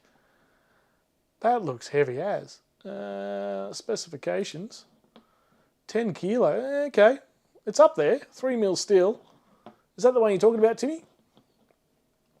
Thanks, guys. I had to ask. Yeah, of course, Jack. I'm going to buy a combi van and kit it out. Yes, Lynn. Yes, do it. Fireside portable pop-up fire pit. This is great, folks. This is so good. Seeing all the different, well, again, what's it called? Fireside portable pop-up fire pit. Oh, yeah, one of these little square ones. Yes, yes, yes. Yes, I have seen these. Geez, $120. And it's off the ground. So, you know, national parks and stuff, you'll be fine. Yeah, right. How does it roll down? Does the top roll up or something? That's interesting. This is good, folks. I'm loving this. My dearest camping purchase has to be the... Oh, Graham, the repayment plan is brutal. It's proven to be pretty reliable apart from a few breakdowns and warranty issues. Graham, mate, you are playing with fire. You dead set. Julie, whack him one. Clip him around the ear hole, as they used to say. Oh, dear. Very, very good. Bloody settle down, Pete. I meant to say pink combi. Pink combi, yeah, nice. Are we having a cooking competition at the Camping with Mates? Never trust a skinny chef. I'm trustworthy. I think that's a good idea. Landy, if you're still on, what's the go there, mate? I reckon we could do a bit of a cook up. We did the damper comp at the Legends. Geez, that was all right. Some of those breads tasted pretty good. Did come with a 25-year warranty and for old replacement. Oh, mate, you're going to cop it. Any steak knives? They're coming. They're coming. King $70, says Jack Turtle. Yeah, very good.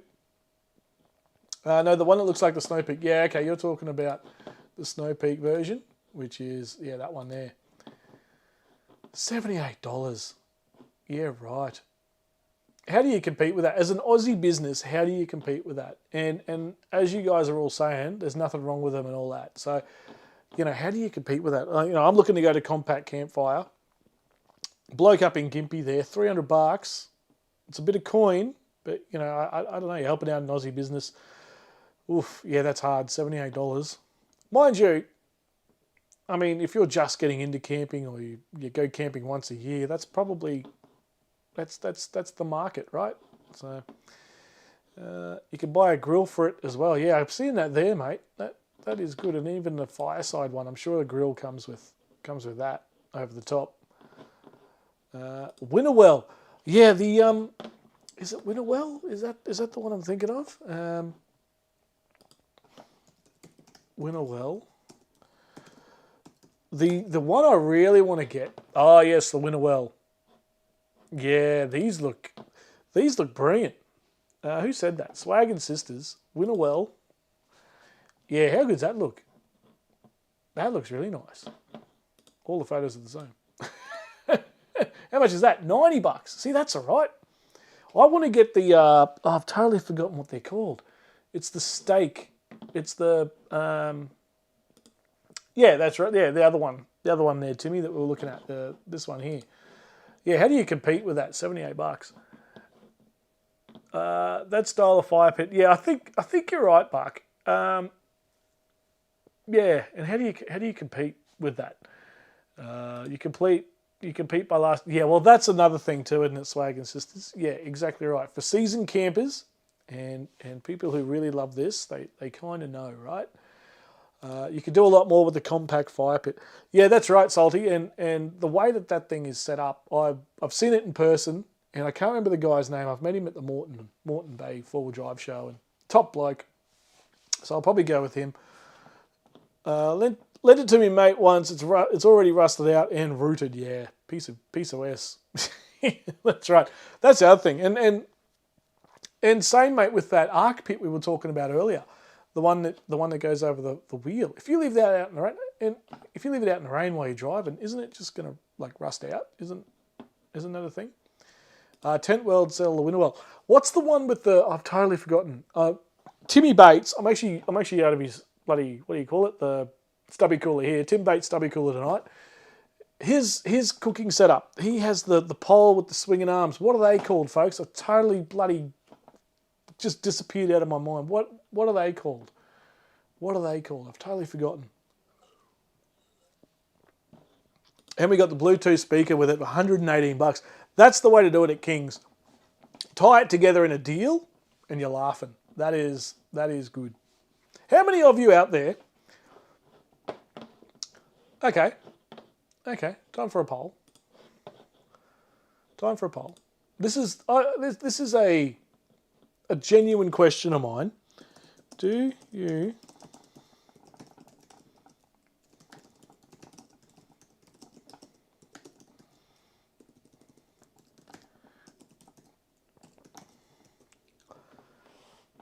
right? Start poll. There you go. Do you run a speaker with music playing at your campsite?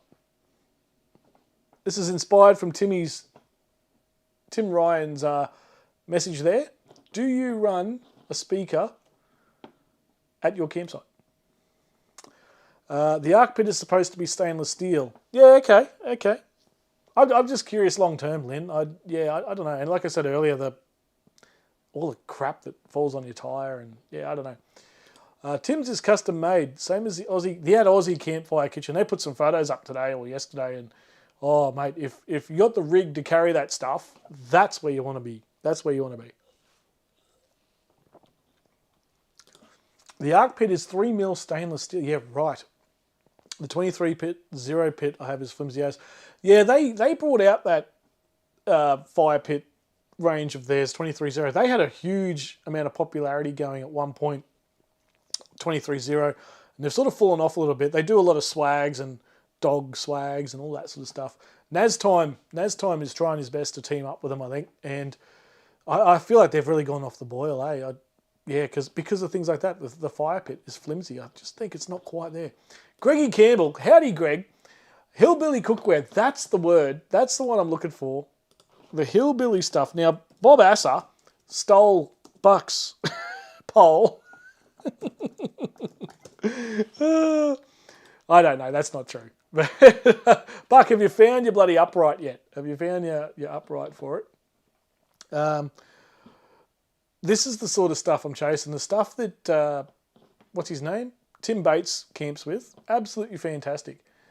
Karen has a King speaker. There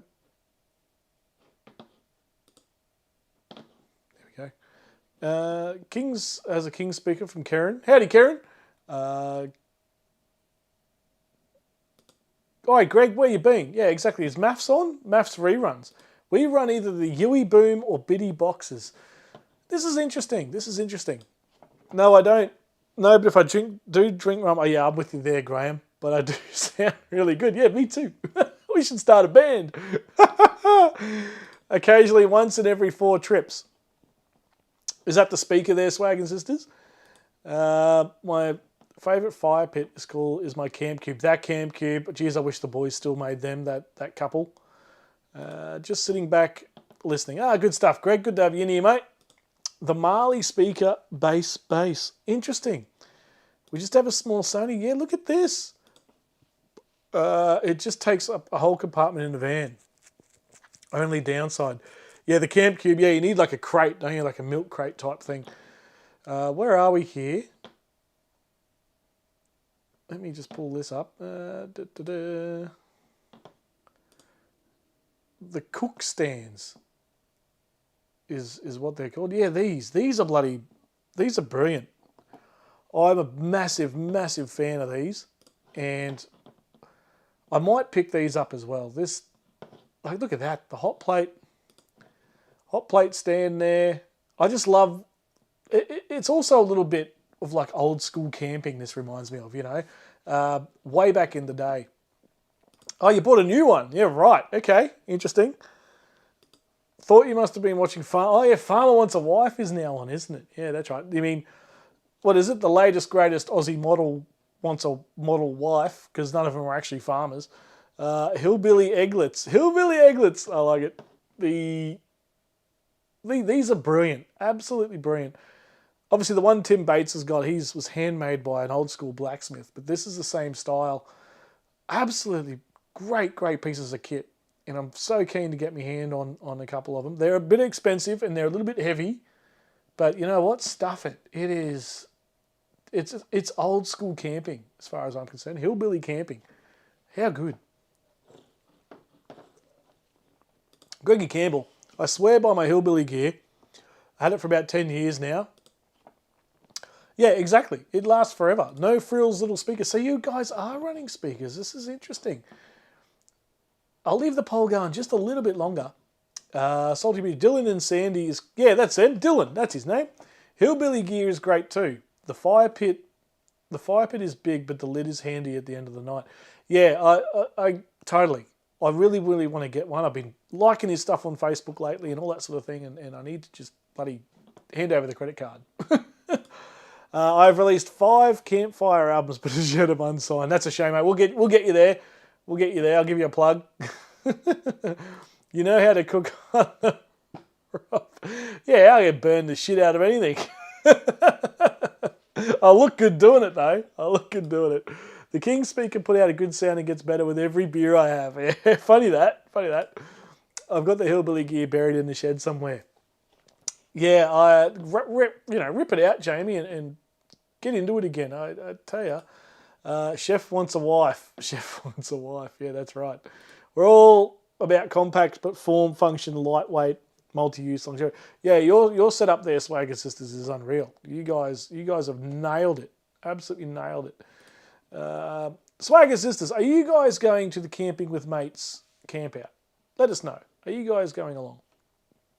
You know how to cook on them. Yeah, I just burn everything. Like I said, Jack. Marketplace could be good for Hilly. I haven't looked there yet. That's a good shout. Nobody else take that advice. That's just for me. It's Chef wants a wife now. Yeah. Egglets are small, fit one egg. Egglets. You reckon? Is that a hillbilly thing? Is that a? Let me look that up. Oh yes. Yeah. Okay. Here it is. The egglets. How good. Look at that. Isn't that cute? Can I click on this? Egglets. $20. The hillbilly egglet ensure you get perfect eggs every time. 11.5 centimeters in diameter, and also make quiches and pies in the camp oven. So how does it work? Is it just... Oh, they're like little... Ah, right, okay. So they sit on top of the grill. Hey, that's all right, eh? I'm getting excited by that. Hopefully, Mr. Rory, absolutely. Yeah, and again, let us know. Let us know if we can do anything. How good are these egglets, though? Now I want some eggs. Oh, Jesus. Yeah, right. How good. Anyway, there you go. Anyone want to jump on? Say, what time is it? It's 8:15.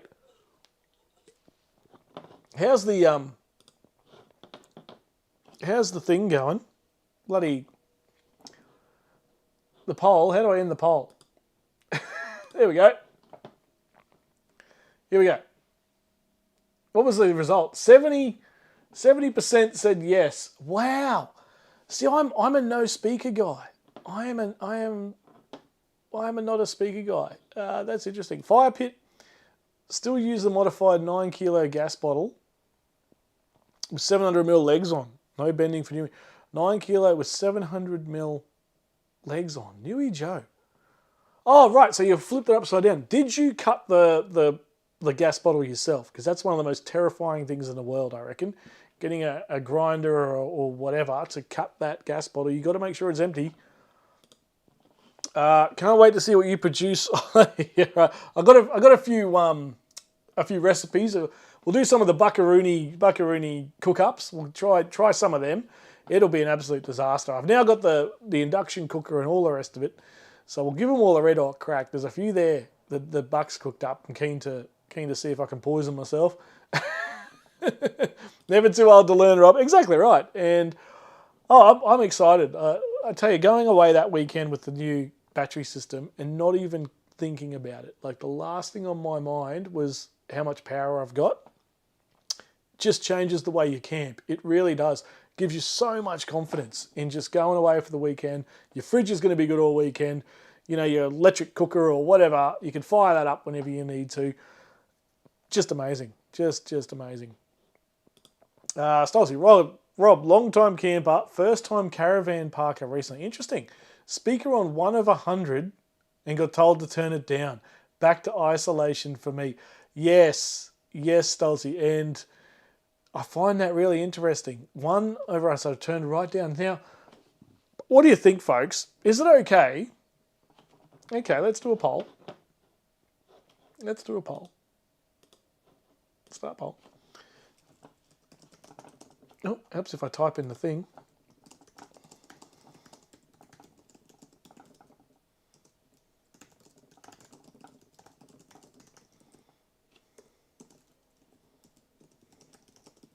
Hopefully this question makes sense. Start poll. Takes a few seconds. There we go. Is it okay to play music at camp when other campers are within 20 metres of your camp? Is it okay? Is it okay? This is a hot topic. This is a great topic. And Stolzy, I'm not surprised, especially if you went to a caravan park. Fire pit come from a men's shed. Yeah, right. Good stuff, Newey. My old man joined one of them shortly before he passed away, and he loved it, those men's sheds. And because he was a hands-on guy making stuff and all that kind of thing. He loved it. Highly recommend it. If you know anyone who's sort of sitting at home doing nothing, tell them to go join a men's shed. Absolutely. Absolutely. The Bidgie Barbie, yes. Yes. I think I got onto that from old Mr. Buckaroony there. As long as it's down low. Yeah, that's fine. Has anyone got or used an Evercool? That's me. That's me, Lynn. What's your question?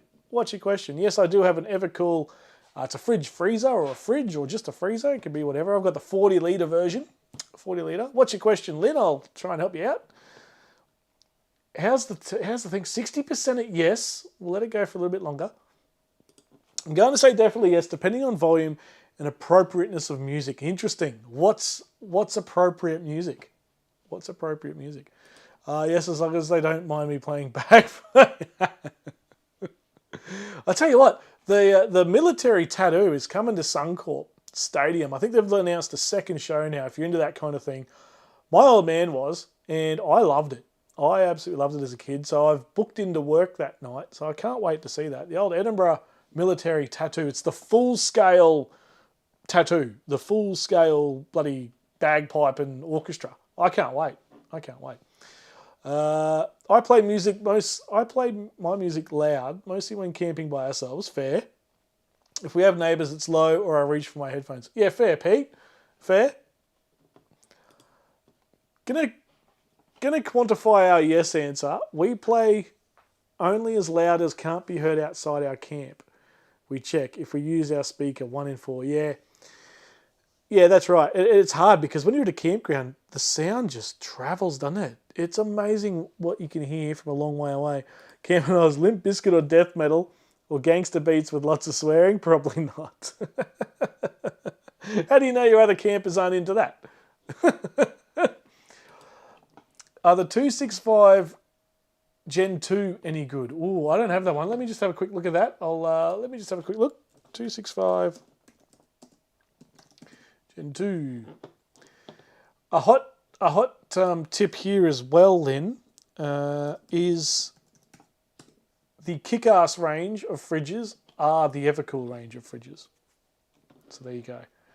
You have the 265 Series 2. Let that load up.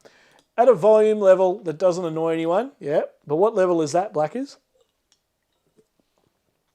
Don't start Rory on the bagpipes or opera sings with gusto. And so he should. Good stuff, Rory.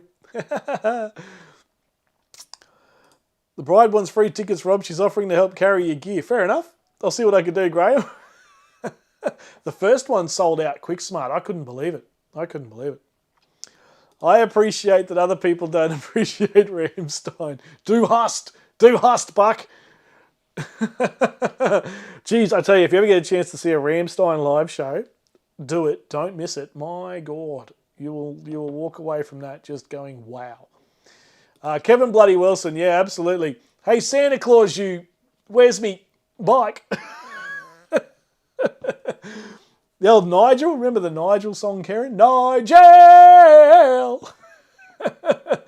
Oh, dear. Bloody Kevin Bloody Wilson. I'd love to see him live. He's still touring, the old bloke. Jamie plays Nicky Webster loud. I watched back the other night. I watched back the 2000 Olympics opening ceremony the other night. And geez, that was a good opening ceremony. This is what I do in my spare time. Oh dear. My daughter's dog in Texas housed to Celine Dion. Good stuff that your daughter lives in Texas, first up. What a beautiful little town that is. Housed to Celine Dion. Yeah, who doesn't? I was using headphones at Lucinda, unlike most of my neighbours. Ooh, look out. Look out. See, this is interesting, Pete. So what did you vote for, Pete? Did you vote yes or no? Did you vote yes or no? Yes, mate, bloody annoying. There we go. Look at this. Interesting. For reference, music level was less than talking level. But whole park at Stanthorpe in darkness by 8. Yeah. 8 p.m. That's the other thing. That's another thing. The noise limits on some of these places. I think it should be a blanket rule of 10. I think 10's fair enough. 8's a bit early. Oh, Texas, USA. Goodness me, Lynn. Look out. Far out. That's even a bit fancier than Texas, Queensland. Oh, wow. That's cool. That's cool. What's she doing over there? She work on a ranch or something? What's happening over there? We love talking gear and camp setups. Yeah, absolutely. Speaking of which, we'll quickly jump over. Lynn had a question about the fridge. So this is the Evercool DU265DZ Down Under. Now, I rate Evercool. I'm not going to lie. I have no affiliation with them or anything. I went up to their warehouse on the Sunshine Coast and purchased my fridge from the store, went into the actual physical store. Out the back is a bunch of lads and ladies building fridges, doing the wiring, doing all the bloody plumbing for it and all that sort of stuff. I haven't seen this fridge before. Interesting. Here we go. The app can be tricky to navigate. Evercool. Yeah, okay, so you got the dual zone. Yeah, it looks all right. Circuit breaker, yeah, very good. Oh, you got a drain plug in this one. Mine doesn't have a drain plug, so that's good. That's good. There's an old mate here from Snowy's has given it a bit of a review. These guys are great. Snowy's are fantastic, folks. If you just want to see dimension sizes, all that sort of stuff, not really a review, just what it is. Snowy's are great for that. This bloke and the Sheila that do it, they're fantastic. I've forgotten their names. Their name escapes me at the moment. Comes with a light. Light's only at one end. It's the same. Oh, no, you got two lights. You got two lights in this one. Okay, that's good. Saw Ramstein at Big Day Out. My chest is still beating out a rhythm from the experience. Yeah, mate. Seeing at Ramstein, that would have been good. That's in their real heyday. Holy moly. Yeah, nice work, Camp and Oz. Been watching Kevin on YouTube. Yeah, too good. M Fizz, welcome in. M Fizz cleaned up last night. What did you win? Did you win a book? I can't remember what you won last night on Buck's thing. Welcome in. Only just went to see Kevin Buddy Wilson a week ago. Still funny and never grows old. Absolutely. Dilly Gaff. Am I right, M Fizz? Dilly Gaff. She's an equine dentist. Holy moly. Yeah, right. That is impressive. Good stuff, Lynn. Good stuff. Well done to your daughter. My car breaks a 10 noise limit. Yeah. How about Gordon Country? Hey, speaking of hot topics, we'll come to that in a second. Great fridges Evercool. That's pretty much where I'm going with this, Jack. Yeah, I'm going to say, what do they want for it? What website am I on? I'm on Snowy's. $1,300. Go to them direct. Lynn? Was supposed to be mostly Oz made. Got it cheaper in Townsville. Yeah. I was going to say, maybe go direct or have a bit of a hunt around to maybe look at a better price. That's pretty up there for a fridge. What size is it? It is a 65 litre. Yeah, it's not bad. Sounds like a bit of camp beside you at camp with mates. Keep you under control, Stolzy. Crack the whip, Wixie. Crack the whip, mate. Buy a second-hand Engel. Go to a repairer and you'll find the truth. Interesting, Newy. Interesting. It sounds like there's a story behind that, mate. My last Kick-Ass Dual Zone 75 was made by Evercool. Yeah, absolutely. The Kick-Ass range, at least the majority of them, if you see them in this style, in that sort of, with the Kick-Ass logo down the side, the two grey tones with the dual lids, that's Evercool kit. And good work for Kick-Ass for going to them. We've been to Texas, Queensland, love the place. Other people camping there are still friends to say. And the pub, mate, the pub's fantastic as well. Still the only campground, the one out at Texas, Dumaresque River, or whatever it's called. I can never pronounce it right. Where if you go to the IGA in the afternoon, they'll drive you back to the campsite. Same as the pub. If you go up the pub and you have a few beers, and the campsite's probably a 15-minute walk, they'll drive you back to your campsite for you. Bloody love it. Ben and Lauren, yeah, absolutely. Lauren reached out to me 6 to 8 months ago, and I should get back in touch with her. Actually, she did reach out, said g'day. So lovely people. They do a good podcast and good little videos and stuff from their stores. So yes, I like Snowy's. I'm a big fan. They sell good kit, that sort of next level camping kit. Below your below them you've got your BCFs and even Anaconda to an extent, and Snowy starts to move into that hiking category, so you get a bit more unique, specific bits of kit. Wixie's Security, we'll get you a hat. We'll get you a hat, mate. We have a 60-litre Engel fridge freezer. Can't beat it, never misses a beat. We've had it for 15 years now. Yeah, nice. The Engels, they don't die, do they? An old lady camping at Texas makes dinosaur coats for every... Dinosaur coats? That's cool. That's cool. It's just in the main street there, mate. What's the story there? Had the same fridge. Mine's awesome, Drac. Yeah, Lynn, you'll love it. It sounds like you've already bought it. The only thing to check is the app, the Down Under app, I think it's called, or Evercool Down Under, whatever it is. It can be a bit tricky to load up. That's the only thing.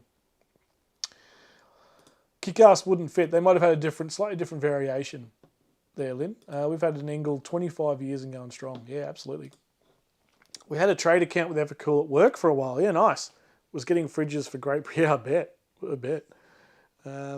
Did you impress her with your portable day? I like how you've written that twice there, Blackers. No, it was... I did a little Instagram reel thing on the store. I went in there and did a little video of the store. And obviously they saw it, which was cool. Now, there was something I wanted to ask everybody. How's our poll going? Let's end the poll. What was the question? I've forgotten the question. Oh, yeah. Is it okay to play music at camp when other campers are within 20 metres of your camp? 55 of you say yes. Very good, very good. I'm a no music guy, unless I'm on my own. Like if I'm way out somewhere and there's no one else around, fair enough. Crank up some tunes. Half the time, though, you go camping to get away from the noise. You get away from all that sort of stuff.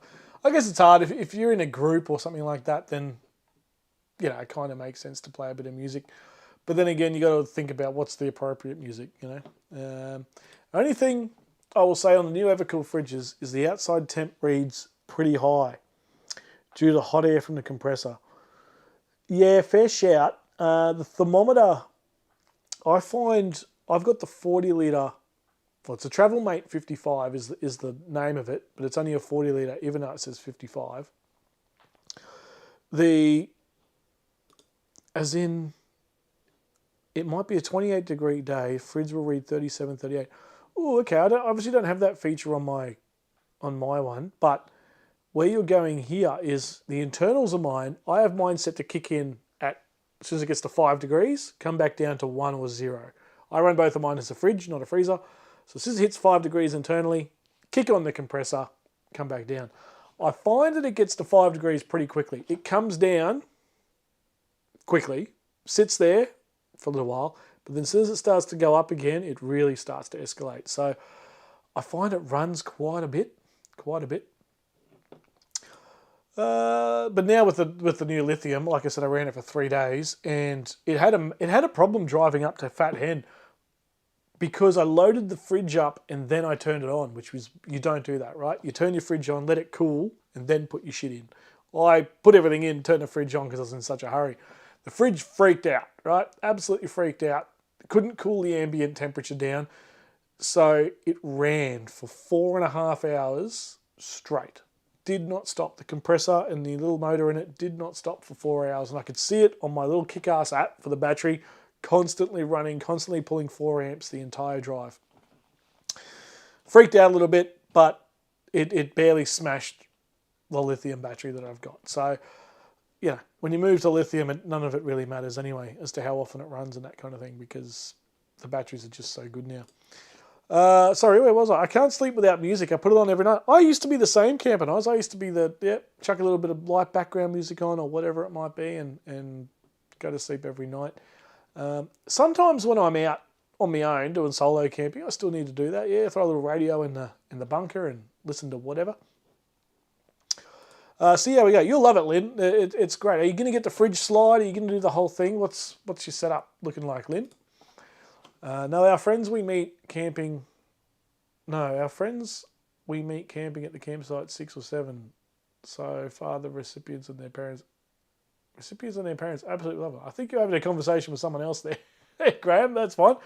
Campsite 6 or 7. Or are you talking about camping with mates? Internal temp is perfect. Doesn't miss a beat. Yeah, I've got actually, I've got it just here. I run one of these suckers. Little companion fridge monitor. And I think this runs as a double A's, triple A's. 2 triple A's in the back. And tells you ambient temperature and the temperature in your fridge. And this sits in your fridge. Just this little doobie whacker here. Has a little monitor and a transmitter thing on it. I think it's Bluetooth. And this sits in the front. Most of you probably have seen these before. Sits in the front seat. Somewhere where I can see it while I'm driving. And obviously that bit sits in the fridge or freezer. And it gives you a constant live readout. And I find that to be quite accurate. I find that to be really good.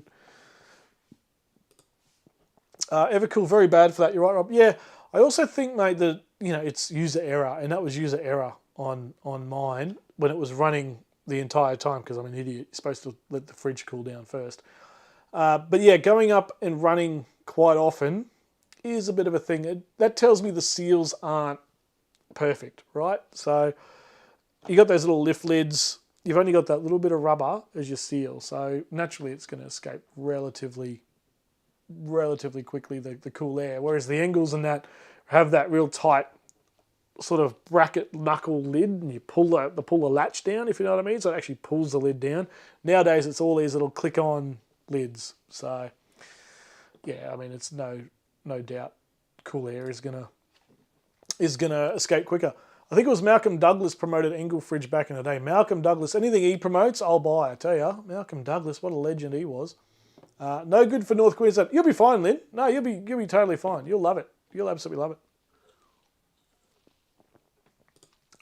My Dometic doesn't mind being loaded up the same way, though. It cools in half the time of the Evercool.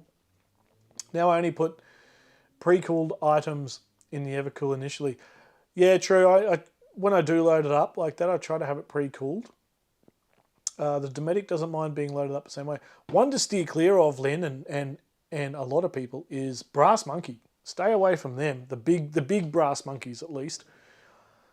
My Dometic doesn't mind. Karen's snoring is louder than any music. I'm not far behind you, Karen. Especially after a few captains, let me tell you. Jim Reeves, one song, and I don't hear the end. Jim, oh my God. I just sold a camper, hang on, and bought a hybrid to use it in. Nice work, Lynn. What'd you buy? What did you buy? Let's have a look. I'll Google it. Let us know what you bought. I'll check it out. Pam and Kerry from Texas, the work and love she puts into the dyno coats is next level. That's really cool, Graham. If you've got a photo, mate, chuck it up on Facebook or somewhere where we can see it. And we'd love to check that out. That's cool. That's cool. Yellow Evercool runs more than a Dometic. Yep. Would like a dual zone, but haven't found one that suits yet. Yeah, and the sizing. Don't let the sizing fool you. So that one there, if I just pull that up, where'd that comment go? Salty Beaches. So 65 litre. The naming convention may have changed since I brought mine, but they used to call things like that a 55. Like the model would be 55, but it's actually a 40 litre freezer and fridge, and things like that. So you've really got to look at the specs and what you're buying. Don't let the model number fool you. A lot of places are doing that. Not all Evercool are made in Australia. That's correct. It's a bit like Drifter. Australia Adventure, welcome in. That's a new name. Good to see you. Howdy, howdy. Not all Evercool are made in Australia. That's correct. It's like Drifter, Drifter Stockton and Drifter. The Drifter canvas bags are mainly made here. The Drifter Stockton stuff made overseas. So yeah, that's worth checking out too if that's something that's important to you. Yeah, absolutely. Prefer the sounds of nature and crackle of the fire for camping. Yes, Swag and Sisters, +1 for that. But 1 in 4 camps play some music or tubas. Yeah, that's right. Most of the time I'm all about the fire, the old bush TV, and having a good yarn and a good laugh around the campsite. But if you're on your own and stuff like that, or like you say, one every now and then, crank up a bit of music, never hurts. But it's interesting, if there's other people around me, I just won't do it. For me personally, I just won't do it. The Mike Coolman Dual Zone is great. The Mike Coolman. Yeah, the Mike Coolman stuff's okay. I gave a Mike Coolman away, actually, to Bren Price when we did the logo. Oh, it's wrong side. Did the logo get up. You might remember that a couple of years ago. I think it was about an $1,800 fridge or something like that. And gave that away, and Bren's still got it up north. He lives in Gympie. Gave the old Mike Coolman fridge away. That was probably the biggest prize I've ever given away. I have always had Engel 40-litre fridges, but went with the Dometic 94 in my van, and it seems to be different. Seems to be decent. Yeah, nice. I've got had a Bushman 130-litre upright in the canopy for nearly 4 years.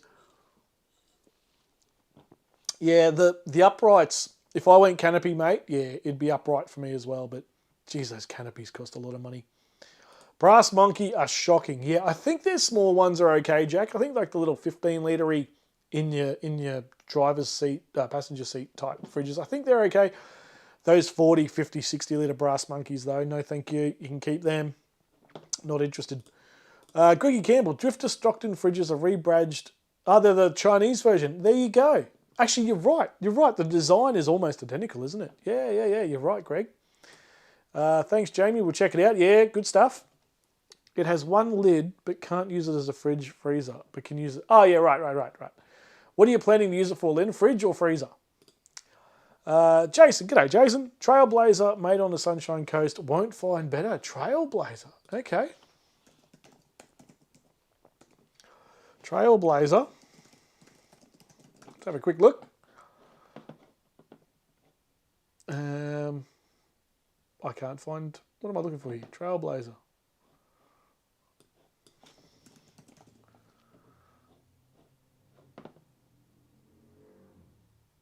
Trailblazer.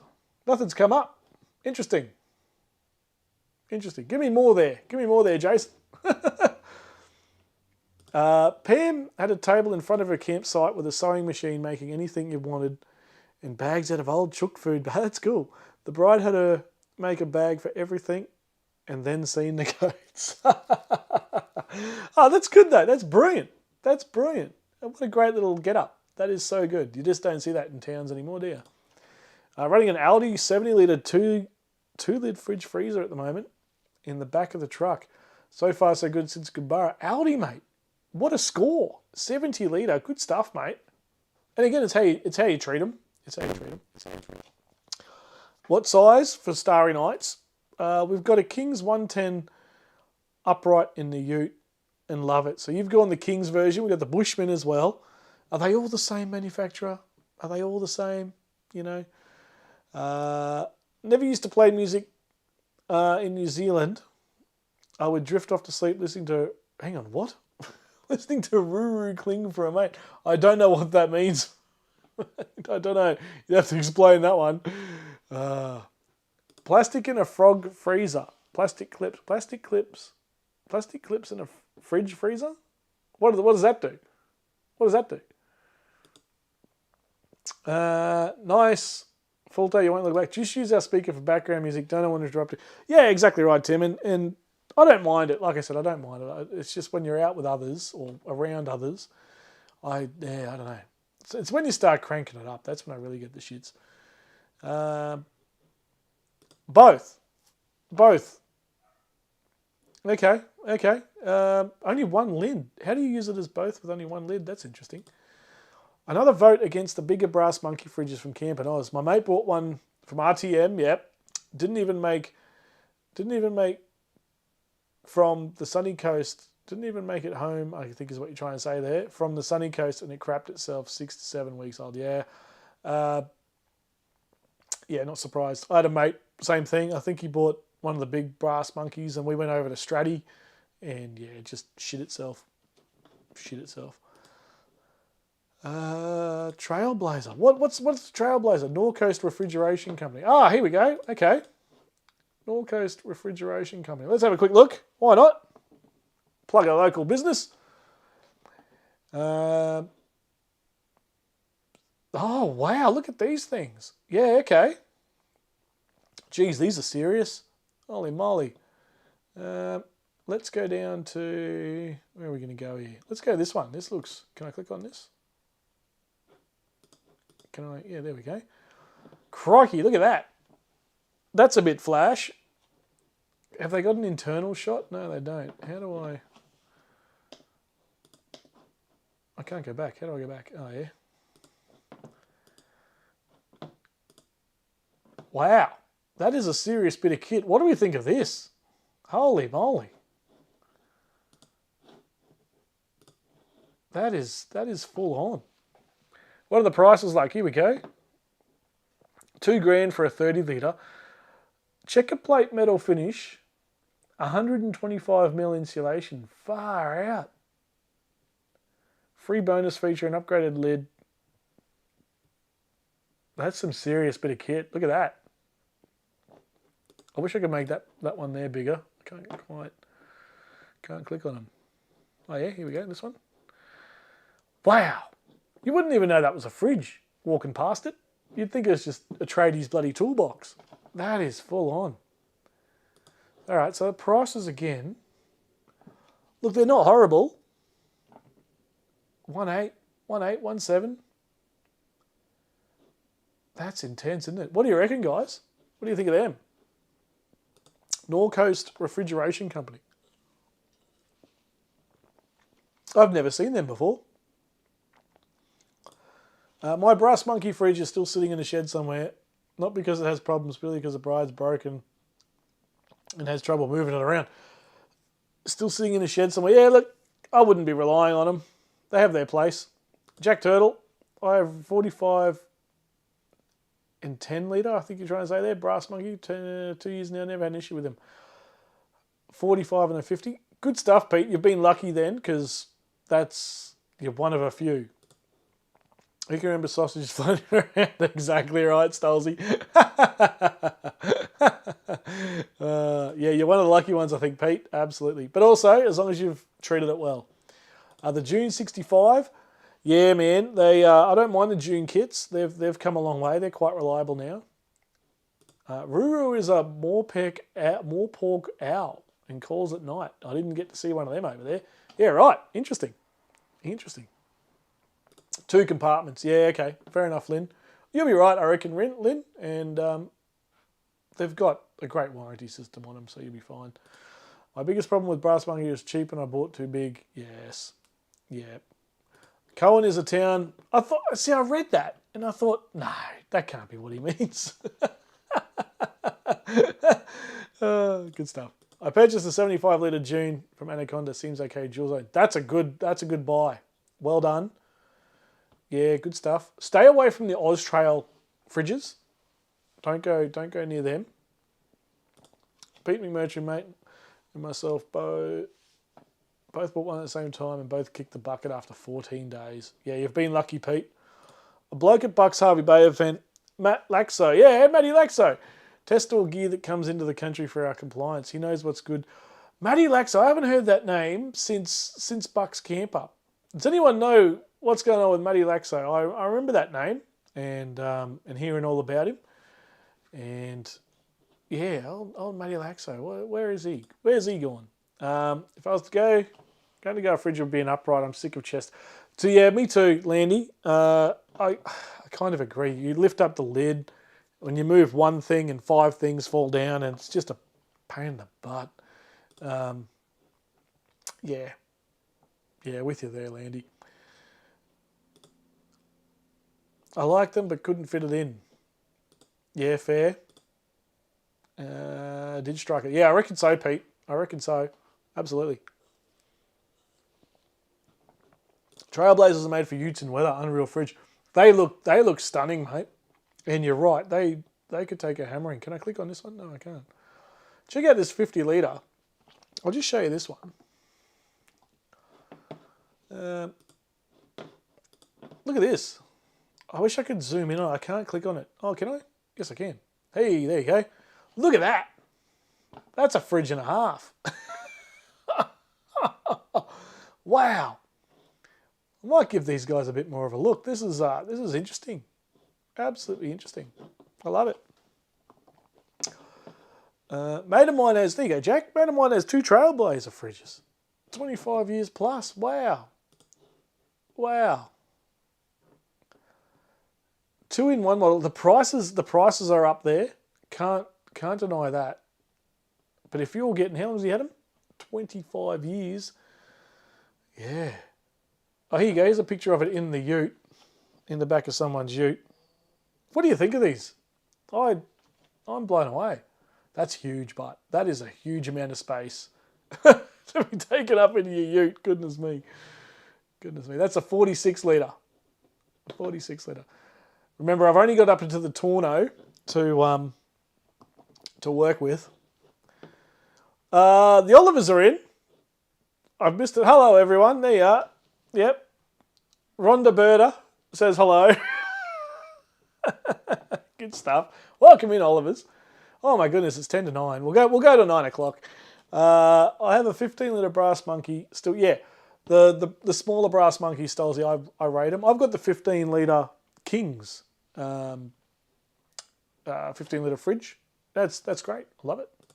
Bushman's expandable on our list, but we prefer two lids, dual zone. Yeah, fair. The Bushman stuff is good, but Jesus, it's priced high. Tom and Kayla are camping at Woody Heads in Iuka for a couple of days. Emily and I are at home as we have to go to work and school.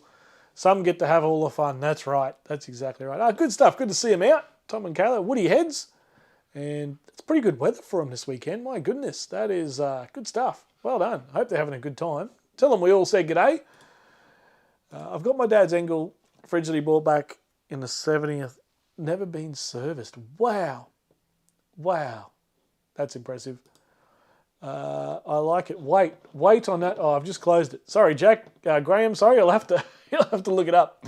I just closed the page. Dominic do a nice dual zone. Yeah, Dominic, they're all right. They go okay. Everyone's saying, oh, look at this. Oliviera.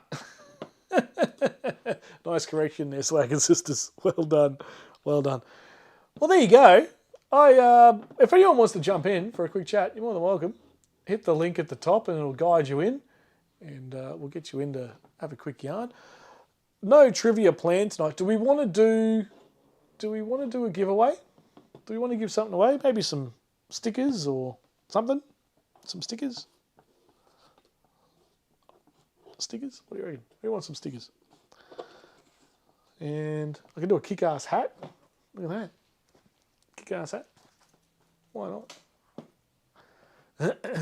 I'll let me know if you want to do a little quick giveaway or jump in. If anyone wants to jump in, why not? No pressure on anyone to do so. Like I said, I've been trying to sort out this 12 volt all day and I was so busy at work all week that I haven't had time to plan anything. My advice, for what it's worth, is don't go too big for a fridge unless you have a big crew. Go for whatever fits. I reckon, Graham, it's hard with a fridge. And the more room you have, the more crap you fill it with.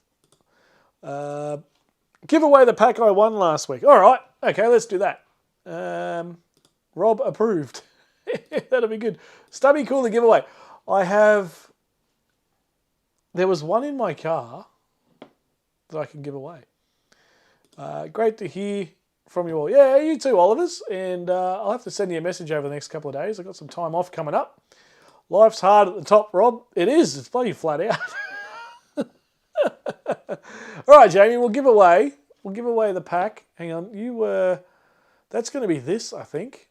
There you go. The kick-ass hat and the what do you call it? Sticker pack. There you go. All right, we'll do that. Giveaway. Yeah, here we go. Now, we can either do giveaway, like an old school giveaway, or we can load up the random 15 questions that have been generated via AI and try and answer them over a random quick 15 what do you call it? Trivia question thing. Swagger says, why is that so little? There you go. Let's fix that up. There we go. That's better. I need a VB stubby cooler. Oh, yes, very good. I believe you might have one floating around. Yeah, I was only thinking that today, Olivers. We need to do a bit of a catch up. I haven't seen you guys in a few weeks now, or months really. Give away the surfboard, Rob. It's about time you cleaned out the shed. Yeah, well, this is true. It's taking up a bit of room, isn't it? Oh dear. Your pick. All right. Well, let's do these random questions. Why not? I haven't done any of these questions. I don't know what they're about. Yeah. So let's see. Let me load this up. Stand by, everybody. Get ready. Fingers at the ready. I haven't managed to. I know Marky Lavelle wanted bigger questions and stuff. I haven't even had a chance to look at that. Let me do this. Let's see how random these questions get. And hang on a second. Stand by, callers. Your call is important to us. There we go. I need to do that. You're all thinking, what's that? What's he doing? All right. So, is this going to work? Let's see how we go here. Thinking about stubby cooler. Talking about stubby coolers, I've been using your magnet cooler all week. It's bloody good, those magnets, and there's a new batch on the way. Hooray! New batch of stubby coolers coming our way. So it takes them about 4 to 6 weeks to make them, folks. So stand by for that. Bring it. Kenzie is on the buzzer. Bang! That's right, absolutely. Buck needs a VB stubby cooler, that's right. All right, let's see if I can get this going without stuffing it up completely. I think I need to go into here. Nope. And then if I hit that. Rightio. And then in here. Okay, I think we're on. Let's let me do this. And let's do a quick bit of random trivia, folks. I haven't made any of these questions or anything. Let's go. All right, the voiceover guy here welcomes you to the Wanderer Trivia. Now, don't be sitting back, sipping your beers and wines. It's time to get ready for some trivia. No time, folks, for clowning around. With some great prizes up for grabs, that's right, you could be taking home a prize.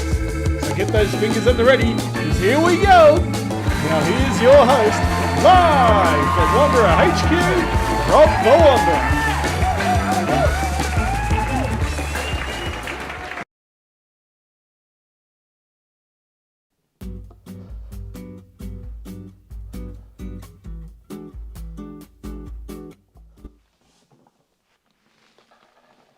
All right, hang on. I ducked out to get another drink. So, hang on. Oh, the Aussie won the Moto 2 race. You little beauty. Good stuff. All right. Hang on. I just ducked out to get another Captain Morgan. I thought that would be quick enough. I clearly wasn't. Kenzie and Rafa on the buzzers. Here we go. The only thing stopping me being good at trivia is brains. Well, we'll see if we can even get this thing going. Righto, let's try that. Okay, and here we go. We're on. I have no idea what the questions are, folks. What is coming up? There's no video questions, so it's going to be bang, bang, bang, bang. I've added 5 seconds to each answer, so you've got longer to answer now, in the hope that we don't miss anyone's answers. But I have not put any of these questions together, so this will be good. Oh. Yeah, good stuff. Good to see the Aussies getting up there. We got Oscar Piastri tonight in the Formula One. Here we go, question 1. A statue of Charles Darwin sits in what London museum? The Tate, the Science, the Natural History, or British? Wow, that's an interesting first question. I don't think there's going to be any Aussie-based ones. Oh dear, that's funny. That's funny. Let me just fix that up a little bit. There we go. Rigged already? I reckon so. Michael, welcome in, mate. You've just joined us for trivia. Get stuck in, mate. The answers are coming in. We're going for the merch pack tonight, folks. The merch pack. Only a couple of you's got that. No, not the British, the Natural History. Now, I haven't written any of these questions tonight, folks. Normally, as you know, I write them all. I get little video clips ready, all that. I haven't done any of that tonight. These are random AI generated. What is the average lifespan of a garden ant? Sure, why not? 3 years, 24 hours, 15 years, or 1 week. This will be interesting. I have no idea what the answer is here. I have no idea. So yeah, Michael, welcome in, mate. Get your answers in. Type in the number of the answer you think it is. 1, 2, 3, or 4. My bride's a palm and just looked at me and shrugged her shoulders. Good stuff. Righto, what about the ants? What's happening with the ants, everybody? We'll try and do some leaderboards and stuff. Like I said, I haven't... 15 years. Lukey Reed, goodness me. 15 years, Peebo. Nice, Lynn. Oh, very good. 15 years. Wow. Okay. Right. Question 3. What country drives on the left side of the road? Russia, Japan, Germany, or China? Who drives on the left?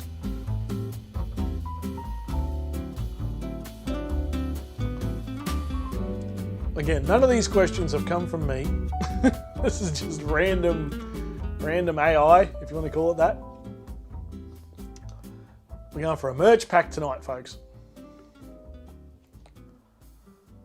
No, I step on them. Very good. Who drives on the left? Who got this one right?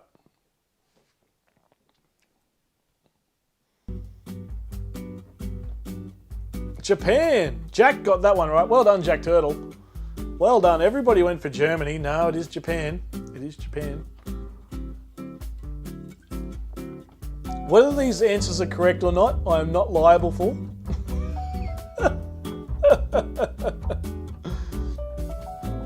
We'll do a leaderboard at question 5, after question 5. Who invented, what is that? Yeah, who invented that? I don't even know what that is. Oh my God. This is what happens when I work all week and don't have time to prep this for you all. So sorry everybody. Who invented Pastafarianism? Fair. I don't even know how to say that. Good luck.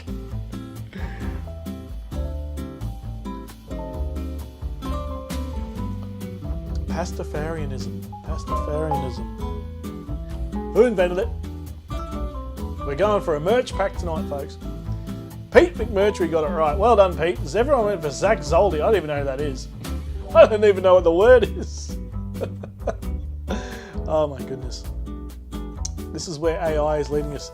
I'm going to show you something after the trivia, folks. So don't stick around. Stick around after the trivia, and I'll show you something funny. Death Valley's Badwater Basin in North America's point of lowest elevation at how many? Oh my God! How many words are in this question? Death Valley's Badwater Basin is North America's point of lowest elevation at how many feet below sea level? Wow. 79, 282, 12,000, or 1,600. Who are these people? I don't know. What? I'm sorry, Graham. I didn't make any of these right. Oh. Whoever wins this, it'll be the most random prize winner you'll ever get. I think Lukey might be in the lead. We'll have a look at the leaderboard shortly. Pete got it again. Pete might be in the lead here. All right, hang on. Let's pause the game. Stand by, everybody. And we'll give this game a quick pause. Let's check out the leaderboard. Open that up. Let's have a look.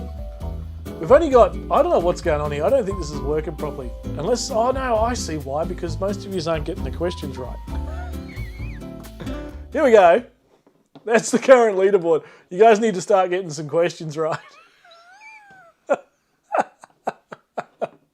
Pete McMurtry out in front. Stolzy and Jack Turtle. Good stuff, mate. Jack's in third. Stolzy in second with only one correct answer. Lukey Reed, Pete McMurtry, three. Oh, I tell you, how good. All right, let's go back. Let's continue on. Oh, this is some random stuff going on here.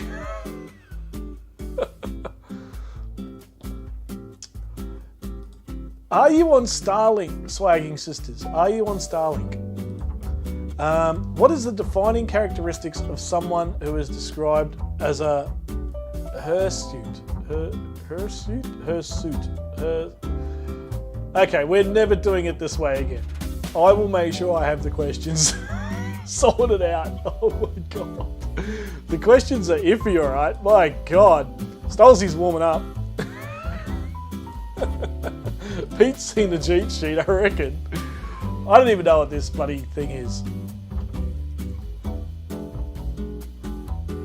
Which tells me that everybody's in it. Everybody's in this one. Anyone can win this. Hairy, look at you all. Okay, you all know what that meant. A hirsute. Never heard of that word before. Hairy, apparently. Good guess, everyone. Well done. I will ensure this doesn't happen again. Goodness me. Dear oh dear. Question 7. Which item of clothing is usually worn by a Scotsman? Hooray! One we all know. We've all got to get this. Who's going to be quickest? Who's going to be quickest? I'm going to crack another Captain Morgan. Very good. This is a lot of work for a bloody stubby cooler and some stickers.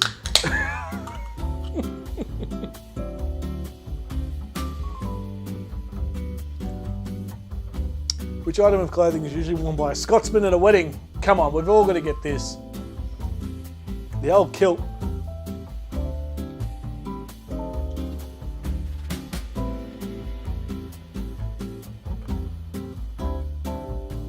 Yeah, interesting, Swagger Sisters. I'm curious to know, are you on Starlink? I wonder if you're on a bit of a delay.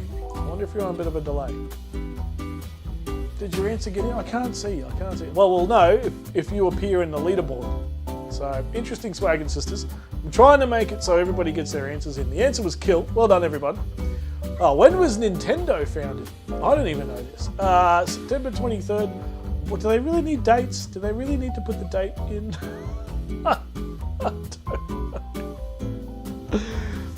Jared, you're usually good at these, mate. I don't think anyone's having any luck here tonight. We'll see how we go.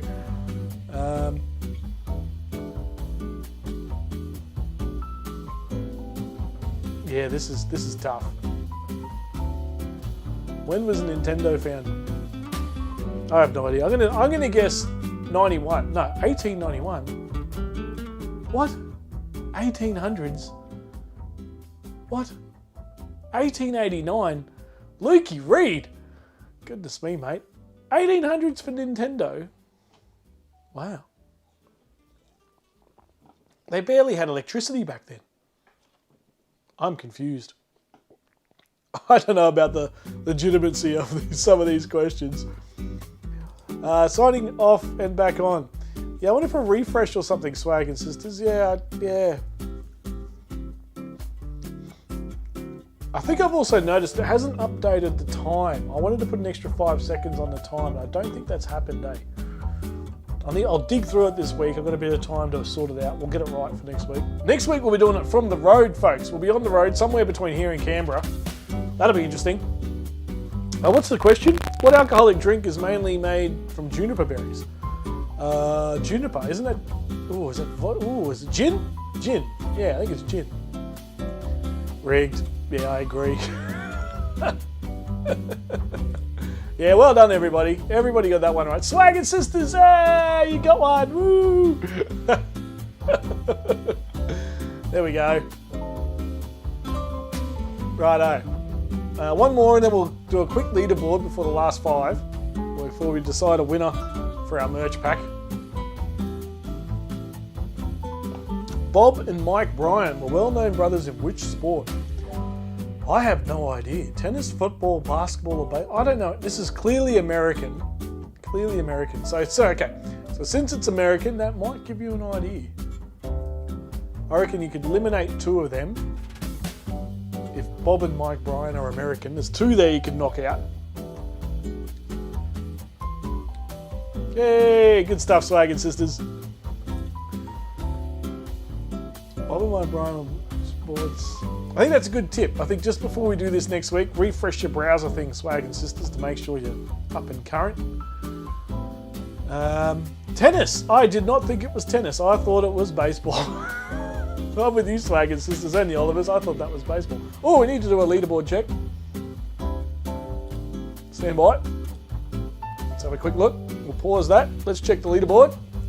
And we'll give it a refresh. Oh, here we go. It's looking a bit healthier now. Here we go. Pete McMurtry still in the lead. Stolzy in second. Lukey's fallen from second. Jamie Fulton's come through. What else we got? Dan Harley in 4th. Good stuff, mate. Salty Beaches, Starry Nights. Lukey Reed. Lynn, you're in 7th. Good work. 8th for Graham. Jared 9th. If you think you're behind or lagging, refresh the browser that you're on. Jason in 10th, Camp and Oz in 11th. Sharpen your hook, Sandy. I love that name. Newey Joe, the Oliver family in 14th. 20th is Tim Ryan. Come on, Tim.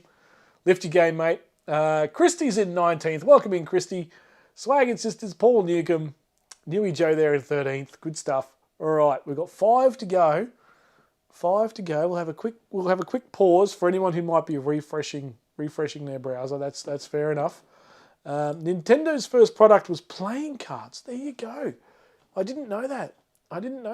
That's interesting. That's really cool. I wonder if you can still get them. Yeah, that's interesting. Dan Harley, where are you, mate? 4th, just outside top 3, mate. You're in with a chance.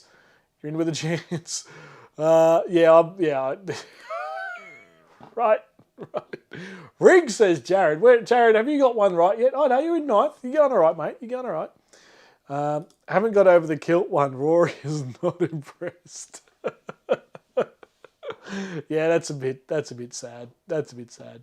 But now we know. You got to refresh your browsers, folks. And it's not giving me. I'll have to check it out for next week. I want to give you guys an extra 5 seconds to answer. I'm trying to make it fun and fair for everybody. So it's a learning process. We're all having a bit of fun on a Sunday night. Why not? Refreshing browser. What? Yeah, the old browser. So whatever you're watching in, give it a refresh or reload the video, and it should get you up on time. We'll give everyone a couple more seconds in case some people are doing that. And after the trivia, after we give it away, I had a little bit of a news segment which I didn't go to earlier. We'll go to that. Since we last met segment. And there's a funny little thing in there I discovered that's happened since our last little live stream. And I put a little video together. It's quite funny. We'll check it out. We didn't get it right though. Yeah, well, that's not my fault. Oh dear, very good. Bit of fun, exactly right. Bit of fun on a Sunday night. And you can go home with a prize once I eventually post them all. I'll post them all this week. I'll be out and about in town. Heading off to Suncorp for State of Origin. All right. Well, I think everybody's refreshed and all that sort of stuff. So we'll carry on. Where am I going? Where am I going here? Got too many buttons going on here. What am I doing? Trivia. Righto. And resume game. Here we go. 5 to go. Who's going to be the winner? Who's going to take it out?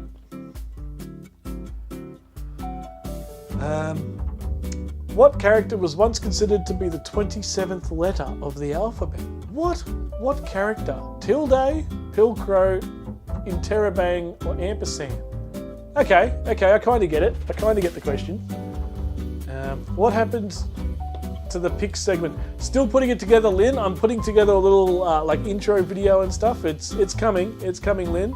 There's a couple of pictures that have been sent through, if you know what I mean. So they're in the holding pen. It's coming. It's coming, Lynn. Yeah, just trying to make it a fun, interactive night for everyone. I'm gonna say the answer here is 4. I don't know. Is it ampersand? It is ampersand. Hey, there you go. Rob got one. One for Rob. Pilcrow interrobang. I don't know what an interrobang is.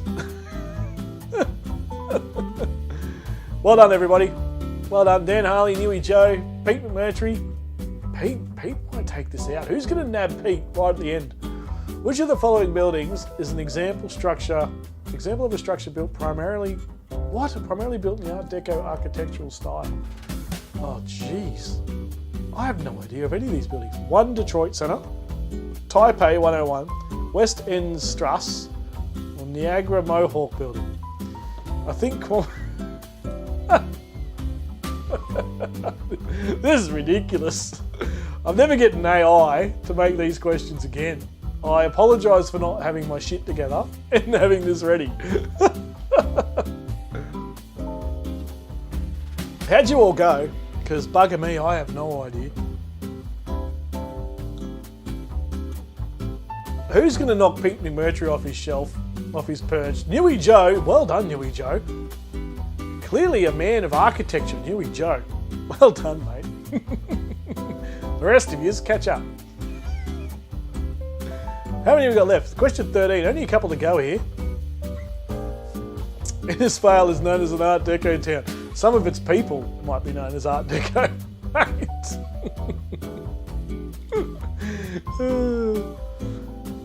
Need any helpers in the hot seat for Origin? We might. Dan, what do you reckon? We could get some of these folks in. What do you reckon? Earl Grey tea. What? Earl Grey tea is black tea flavoured with what? Honey. I think it's honey. Is it honey? Earl Grey. Is it honey? I don't know. Let's see. Oh, it's whatever that is. Bergamot oil. Right, there you go. No one went honey. I would have been the only one going honey. Oh, goodness me. Oh, my God. Earl Grey is essence of arse. Yeah, I agree. Dan Harley, all right, we're getting you all in for Origin. You're all signed in. The One World Trade Center in Manhattan, New York, was designed by which architect? Michael Arad, Fumiko Maki, David Childs, or Bjarke Ingels? The new One World Trade Center. Interesting question. I don't know the answer to this. I'm going to say 1. Michael. I have no idea. Earl Grey is the VB of teas. Oh, very good. Here we go. Who designed it? We got one question to go. David Childs. Never heard of him. No, I don't think it would have been Fumiko Maki. I think after the World Trade Center, I think it would have been a very Anglo-Christian Saxon name. I don't think they would have accepted any sort of multicultural name at that point of their country's life.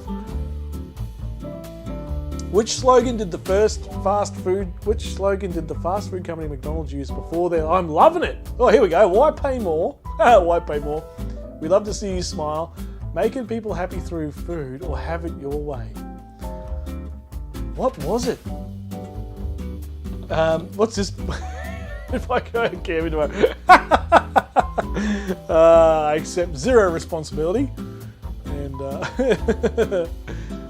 why pay more? I reckon it's have it your way. I don't know. Have it your way? That seems the most obvious one, right? Yeah, there'll be something you forget. Whether you're watching a live stream or not, there's always something. There's always something you got to go to a local shop for to buy something. And, yeah. Shit, I forgot the bloody tomato sauce. The old dead horse. What was the answer? We love to see you smile. That must be American. All right. Who's taking home the merch pack? Let's check it out. It'll load in a second. Geez, you all went for the making people happy thing. Pete McMurtry takes it out. Well done. Well done, Pete. And Pete McMurtry, a merch pack coming your way. Good stuff. How'd we go? Pete McMurtry, Dan Harley fired through there at the end. Well done, Dan. Stolzy in third. Jamie, Jared, Newey, Lynn. Oh, very, very good. Lukey Reed in 9th. Salty in 8th. Graham in 12th. Jason came up 14th. Hang on, how'd everybody else go? Let me pull this one up. Here we go. How'd everybody go? Timmy Ryan in 20th. Timmy Ryan must have gone and had a snooze. Jack Turtle, Paul Newcomb, Swaggin Sisters in 17th. That's a rough night for the Swaggin Sisters, I tell you. Yeah, that's right. You got 12 hours. Where is it? You got 12 hours to sort it out. That's plenty of time. Plenty of time. Yeah, congratulations, Pete. Well done. Graham Whitaker in 12th there. Congratulations, Pete. Sticker and merch pack coming your way. Send us your details again, mate. I know I visited you and been to your place, but send me your stuff anyway. Top 10. Where'd you end up, Campbell Oz? Yeah, round out the top 10. Good stuff, mate. And on you, Pete. Kick their ass. Yeah, that was a pretty wild trivia tonight. I won't be doing that again. That's due to a lack of time for me to prepare for tonight. So apologies on that. We could have done it tomorrow night, but like I said, we're at Suncorp Stadium tomorrow, so I don't know what time I'll get out of there. So I didn't want to risk being too late for everybody, especially on a Monday night. With some lucky guesses in there, that's all it takes, Pete. Getting in there. We'll text you when I'm stuck on a crossword. Yeah, that's right. Need that mini Starlink. Yeah, I think so. Mount it to the roof. We've shown a few good options here tonight. Now let's go back to here. Where are we? Go Pete, says Newy Joe. Exactly right. Good stuff. Good stuff, Pete. Let's go back to since we last met. I was going to do this at the start of the night, and it was fun. That's exactly right. That's what it's meant to be. But there'll be personalised questions from myself next time, not made by the computer. That was pretty wild. Righto. Since we last met, folks, 4,000 subscribers. Thank you very much, everybody. Kicking me over the 4,000 subscriber mark. I appreciate that, and just inspires me to keep on doing it and have a bit of fun with you lot. The Rafa books are now on sale. Get yourself a Rafa book. If you don't know what they are, that's them up there. Yeah, a Rafa book. Get one. And what am I talking about? Get one. Buy one. Get in touch with Mr. Buckaroony and get one. The new Starlink permanent install, which we talked about earlier, coming to the Ranger. How good is that? My girlfriend has grown taller thanks to the Olivers. Thank you, Oliver family. There she is there, continuing to grow. What am I going to do with that? Dead set. Dead set. All guesses from Jared in the trivia. That's all right, mate. Nothing wrong with that. I thought it was great. Separated the wheat from the hair. It sure did. It sure did. Happy your girlfriend is growing. Where is she? There she is, Oliver's. There you go. We'll get her out. Put her on show. Rhonda Berta, I think is what we're all calling her. Rhonda Berta. Goodness me. Wanderer subscribes and Rafa books. Absolutely. Get stuck into them. And new Starlink thing. My girlfriend's growing taller. And I haven't managed to have a full weekend off work for the first time in a long time, which has been fantastic. Since we last met, I also had 300 beers and whiskies in Scotland. And so you should. Good stuff, Stolzy. Mate, that is fantastic. And are you back? Are you back? What's the story? Are you still over there? Are you still over there? Rhonda Berta is doing cooking lessons now. She will be. She will be. 4K, that hang on every word. That hang on at 4,000. 4,000, yeah, 4,000 that have hung on every word. I don't know. Some sympathy subscribes maybe. But no, thank you everyone for tuning in. It's a lot of fun. She might be taller, Rob, but can she cook? Not yet. We've got to work on that. We've got the induction cooker and we've got the electric barbecue. We'll get on it. We'll be right. And she doesn't talk back. No, she doesn't. Back. Oh, we should do beers, mate. We should do beers. And catch up and have a few yarns, maybe grab a lunch or something somewhere. What else is going on? We're trucking to Canberra and back next week. Well, heading down next week. This time next week, we'll be live from a hotel motel somewhere between here and Canberra. Probably Port Macquarie somewhere. So that'll be an interesting night. That'll be loose as a goose. And back on the road again. And a few trips this year. We've got a Hamilton Island truck drive to do. That'll be a lot of fun, taking the truck on the barge over to Hamilton Island later in the year. And we've got another trip to New Zealand coming up, everybody. Another trip to New Zealand, so stay tuned for that. Posted a book to Swaggins today, along with heaps more. 2 boxes worth. Good stuff. How bloody unreal is that? Limited to 500, I think Buck said last night. Limited to 500, so get on there. p.rogers65@hotmail.com, I think is the address. Let me, I think that's it. p.rogers65@hotmail.com. Is that the one? Is that the one, Buck? Before I put it on the thing? Or type it in, Buck, in case anyone missed it yet. I haven't seen the thing. Look, go back to Buck's live stream last night is the hot tip on that. And you get to see Brett from SMG as well. What a bloody top bloke he is. Him and his wife. Geez, that was funny last night. You could hear his missus screaming and yelling in the background. Too good, too good. Oh dear. Posted a book to the swag. It's very good. Scotch whiskies tell more. Yeah, absolutely. So Stolzy's been on a bit of a trip. And have a great weekend and catch you next week. Rob, mate, enjoy out there. I hope the festival was good, the Pumpkin Festival. And yeah, very, very good. Have a great week too, Tim. And yeah, stay safe, be good. I am taking books away with me so I can keep sending it. That's dedication, mate. Well done. It's a lot of work.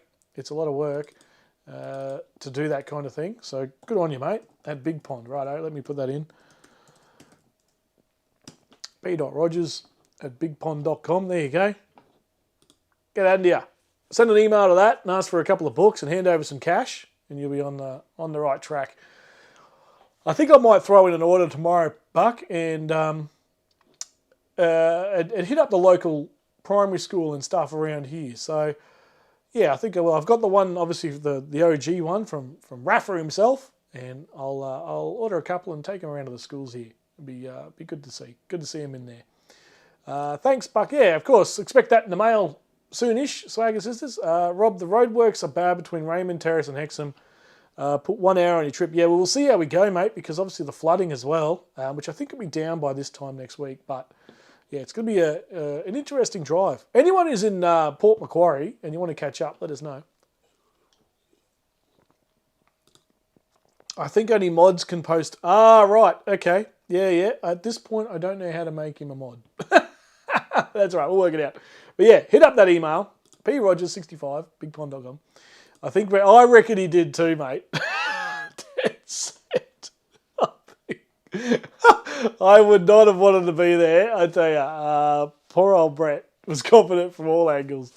Very good. Jeez, it was funny, but polish up the gum boots. You could bring home something special. Oh, look out, Graham.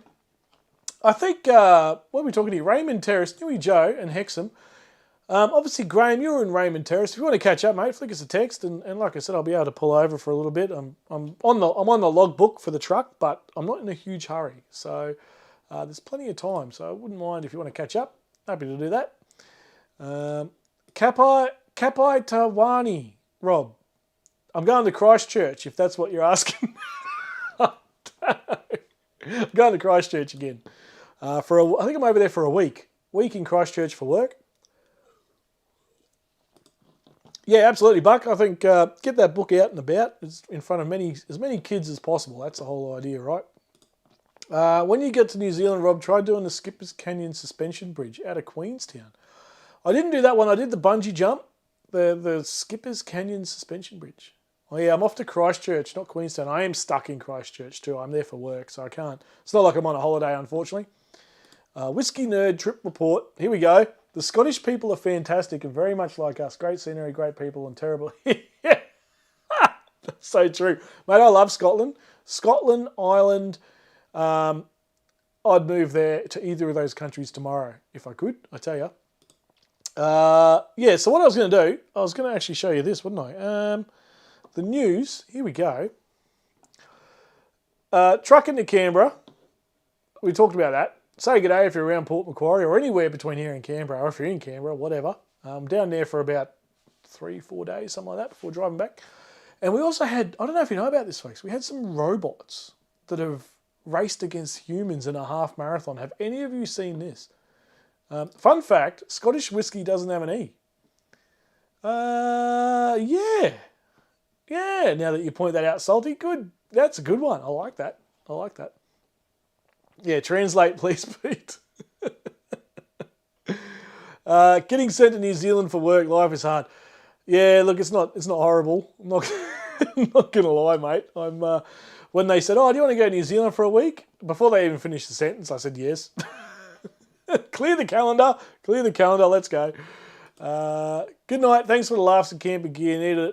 Needed it today. Love these lives. Yeah, good stuff, Swaggers. This is great to have you in here. Can't wait to catch up with everyone at Camping with Mates. Before you go, let's have a look at some robots racing against humans in a half marathon. This is bloody funny.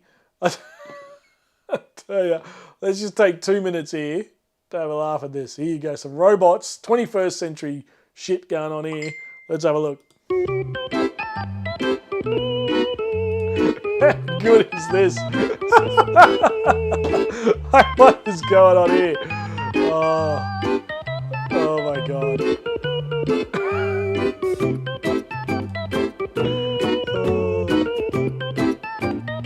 How funny is this shit? Seriously?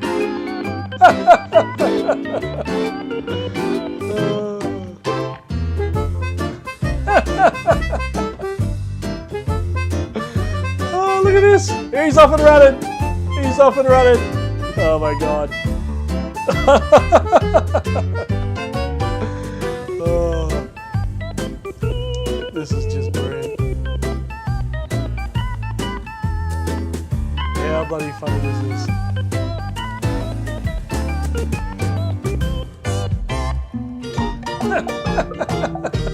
That tries to get up.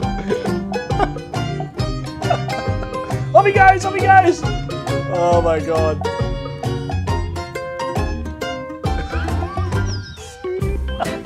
Look at this one, it just totally gets away from her. Oh, it's so good. This thing, I tell ya. What a joke. Oh, far out. Look at him trying to work it out. Download the latest app, update your firmware. Here he goes, he gets up. Does he get up? Oh. Hey! He gets up. Oh, how good. Never drink while roboting. Oh, so funny. Look at that. Who's the winner? All the fans. Look at him. There he is. No one's giving him a hug. He's probably getting electrocuted. And because it's 2025, equal opportunity. Nobody goes home without a bloody prize. So everyone gets a prize. Everyone gets a medal. Even the flaming robot. You are joking. How funny. Oh my God. And there you have it. Since we last met. When you buy a robot off Temu. Oh, far out. Oh man, how good is that? How do you take the equipment to New Zealand? We take a couple of Pelican cases, mate, and we load it all up, throw it on a plane. It costs an absolute fortune. Yeah, that's pretty much how we do it, mate. And you have to go through customs and all that sort of stuff. We're not taking too much to New Zealand. The place where we're having the event is in a venue that pretty much has most of the stuff, mate. But yeah, it's quite a process to get gear in and out of the country. Whole bunch of customs forms and all that sort of stuff. It's quite a process. That robot looks fasting as shit. Oh, too good. Mouth to mouth. Oh, funny. It takes 2 humans to run around. Yeah, I love how the humans ran alongside the robot. I was just, oh my God. Imagine sending the robots to the front line and they do that. That's right, a participation medal. Everybody gets a medal. Goodness me. But all our thoughts to Rory. Let's get Rory on the mend and get him to Camping with Mates in September. Wouldn't be the same without him. I done the whiskey trail through Scotland for my honeymoon. Good stuff. Yeah, I've been there as well. Glenmorangie was still the best until years later I tried Teeling Irish whiskey. It's all good. It's all bloody good over there. It maybe take a cruise over. To New Zealand?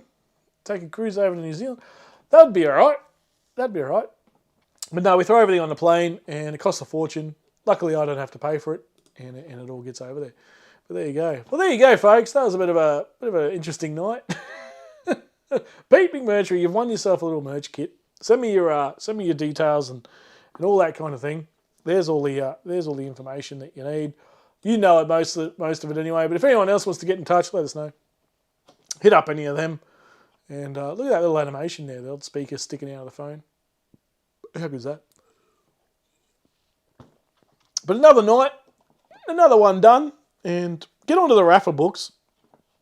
Like I said earlier, from Mr. Buccarini, he's got a bunch there to give out. And give them to the bloody schools. Give them to the daycare centres and all that sort of stuff. They're going to love it.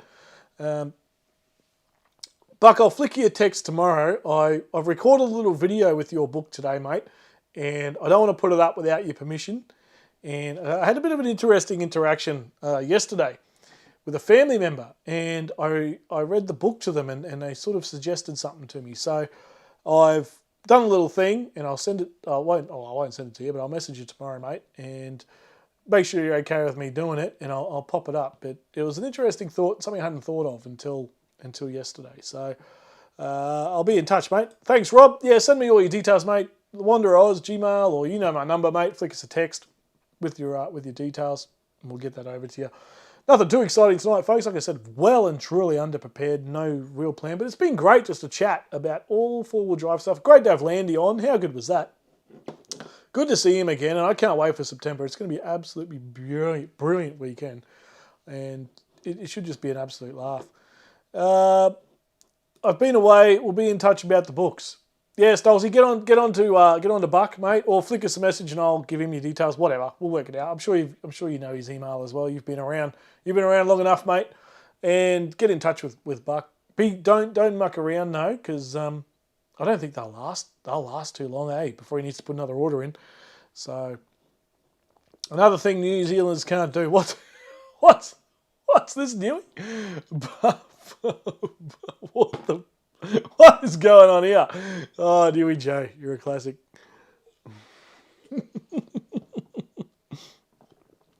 I'll eventually get episode 2 up of the New Zealand trip. It's all there, ready to go.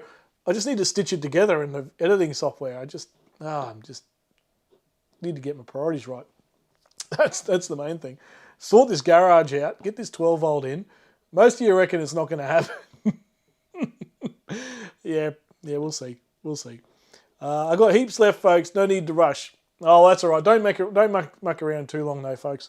They're brilliant books. They're absolutely fantastic. The pictures in them are great. The story in it is fantastic. Well done, mate. To you, Roz and Rafa, and obviously R1 and Brett as well, sorting it all out. What a fantastic idea. And it's finally come to life for you. Fantastic. Righto. Have a good week, everyone. Have a brilliant week. I hope your Monday is a good one. And if you're off camping and you're out and about, good luck to you. Half your luck. See you all on Wednesday night. I won't be live on YouTube on Wednesday night, but we'll be live from Suncorp. And look in the background. Check out the background. I'll be on the sideline there somewhere. See if you can spot me.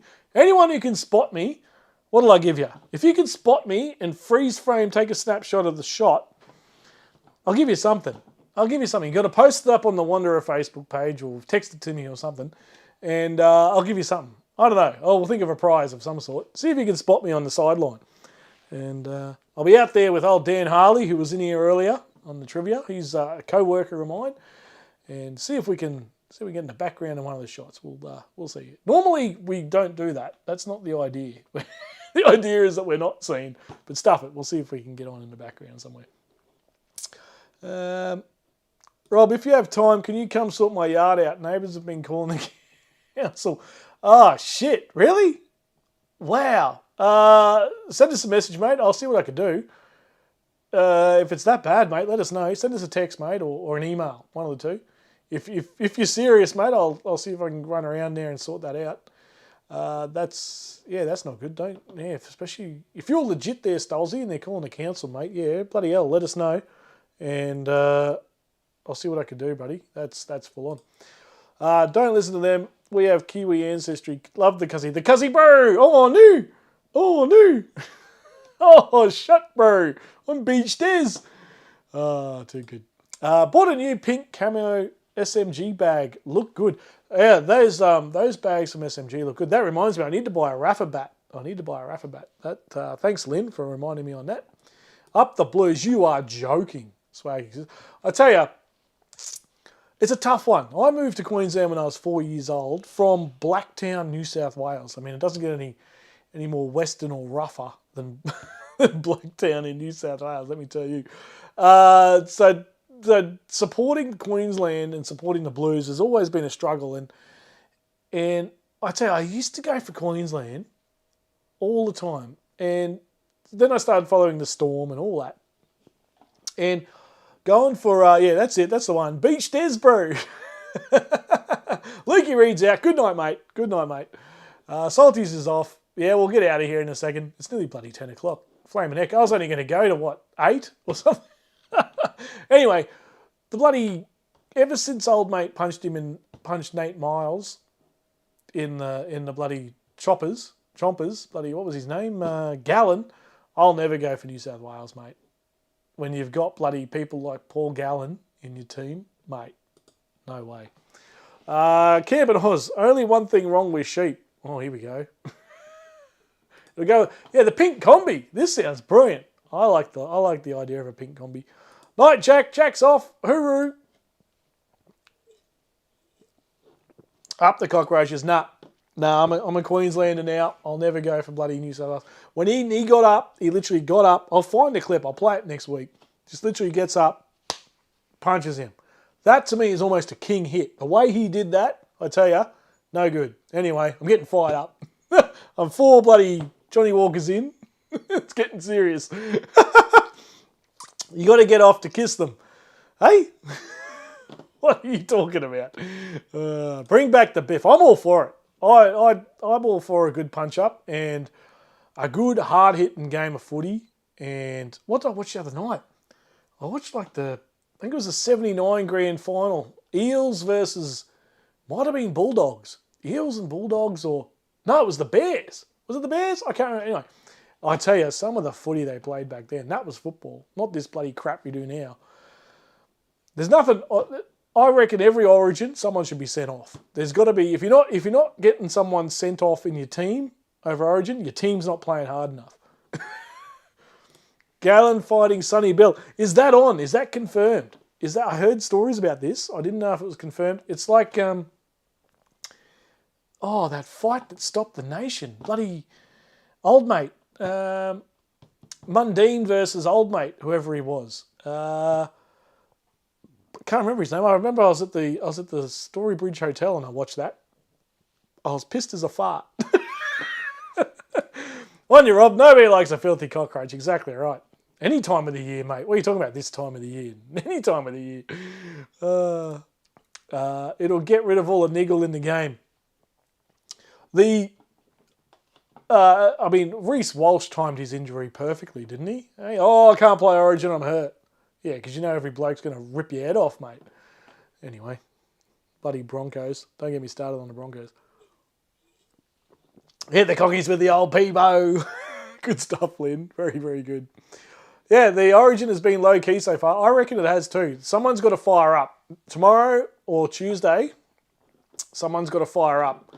This first game could be a fizzler. It could be a fizzler. And after the last couple of weeks with send-offs, and now they're not sending them off, and God knows what rulings they're going to run with this year. Danny Green, that was him. Geez, that was bloody good. That really stopped the nation, that bloody fight. I tell you, that was like the Melbourne Cup. Try an alpaca. What is going on in the background here? What is going on here? Funny. We're on the board of fun times at work. Oh, I bet. I've noticed they brought back... You might have, if you watched the live stream a couple of weeks ago, I played the Tui's ad. I played the Tui's ad from like the early 90s. The old, I feel like a Tui's or two ad. They've brought it back. They've done like a modern version. I saw it the other night. And, it's horse piss, but geez, I love the ad. Bloody good. He's out with a broken nail. Oh, I tell you, Reece Walsh. Sooner he's gone, the better. I tell you, what a waste of space he is. My goodness, get him off the team. I don't even go for the Broncos. Finn's up. But, yeah, I don't. Reece Walsh, bloody, what's the other guy? Jared bloody, what's the captain's name? I don't even know. I don't even know. The guy with all the tattoos used to play for South, so he can go as well. He's hopeless. Coach Ron Willie. Last words to his team were fight. I'll tell you what's good. If you can get on Instagram or Facebook or whatever, and you start doing the reels, follow the NRL, and they put up the best fights of 1970 or whatever, the best top 10 send-offs. Geez, there's some good stuff back in the day. I think the State of Origin girls have set a precedent. I rate the women's sport. The women's NRL and the women's AFL, I tell you, they're starting to hit harder than some of the blokes, and especially the AFL, that women's AFL. It's like when you get into a representative team when you're 16 or 17 years old, right? And you want to get out there, prove yourself. You've got the selectors on the sideline. You've got all that, and you're just in there and you just hit them. It's all about, smashing the opponent. Women's AFL is like that, and I absolutely love it. They don't hold back. They go flat out, smack into each other. It is unreal, absolutely unreal. Gordon Tallis ragdolling that bloke across. Yeah, absolutely, Gordon Tallis. I don't mind Gordon. He's all right. I see him sometimes in the lift there at Suncorp. Who else do I see? I saw bloody Gus Gould in the lift. I got in the lift with Gus the other day.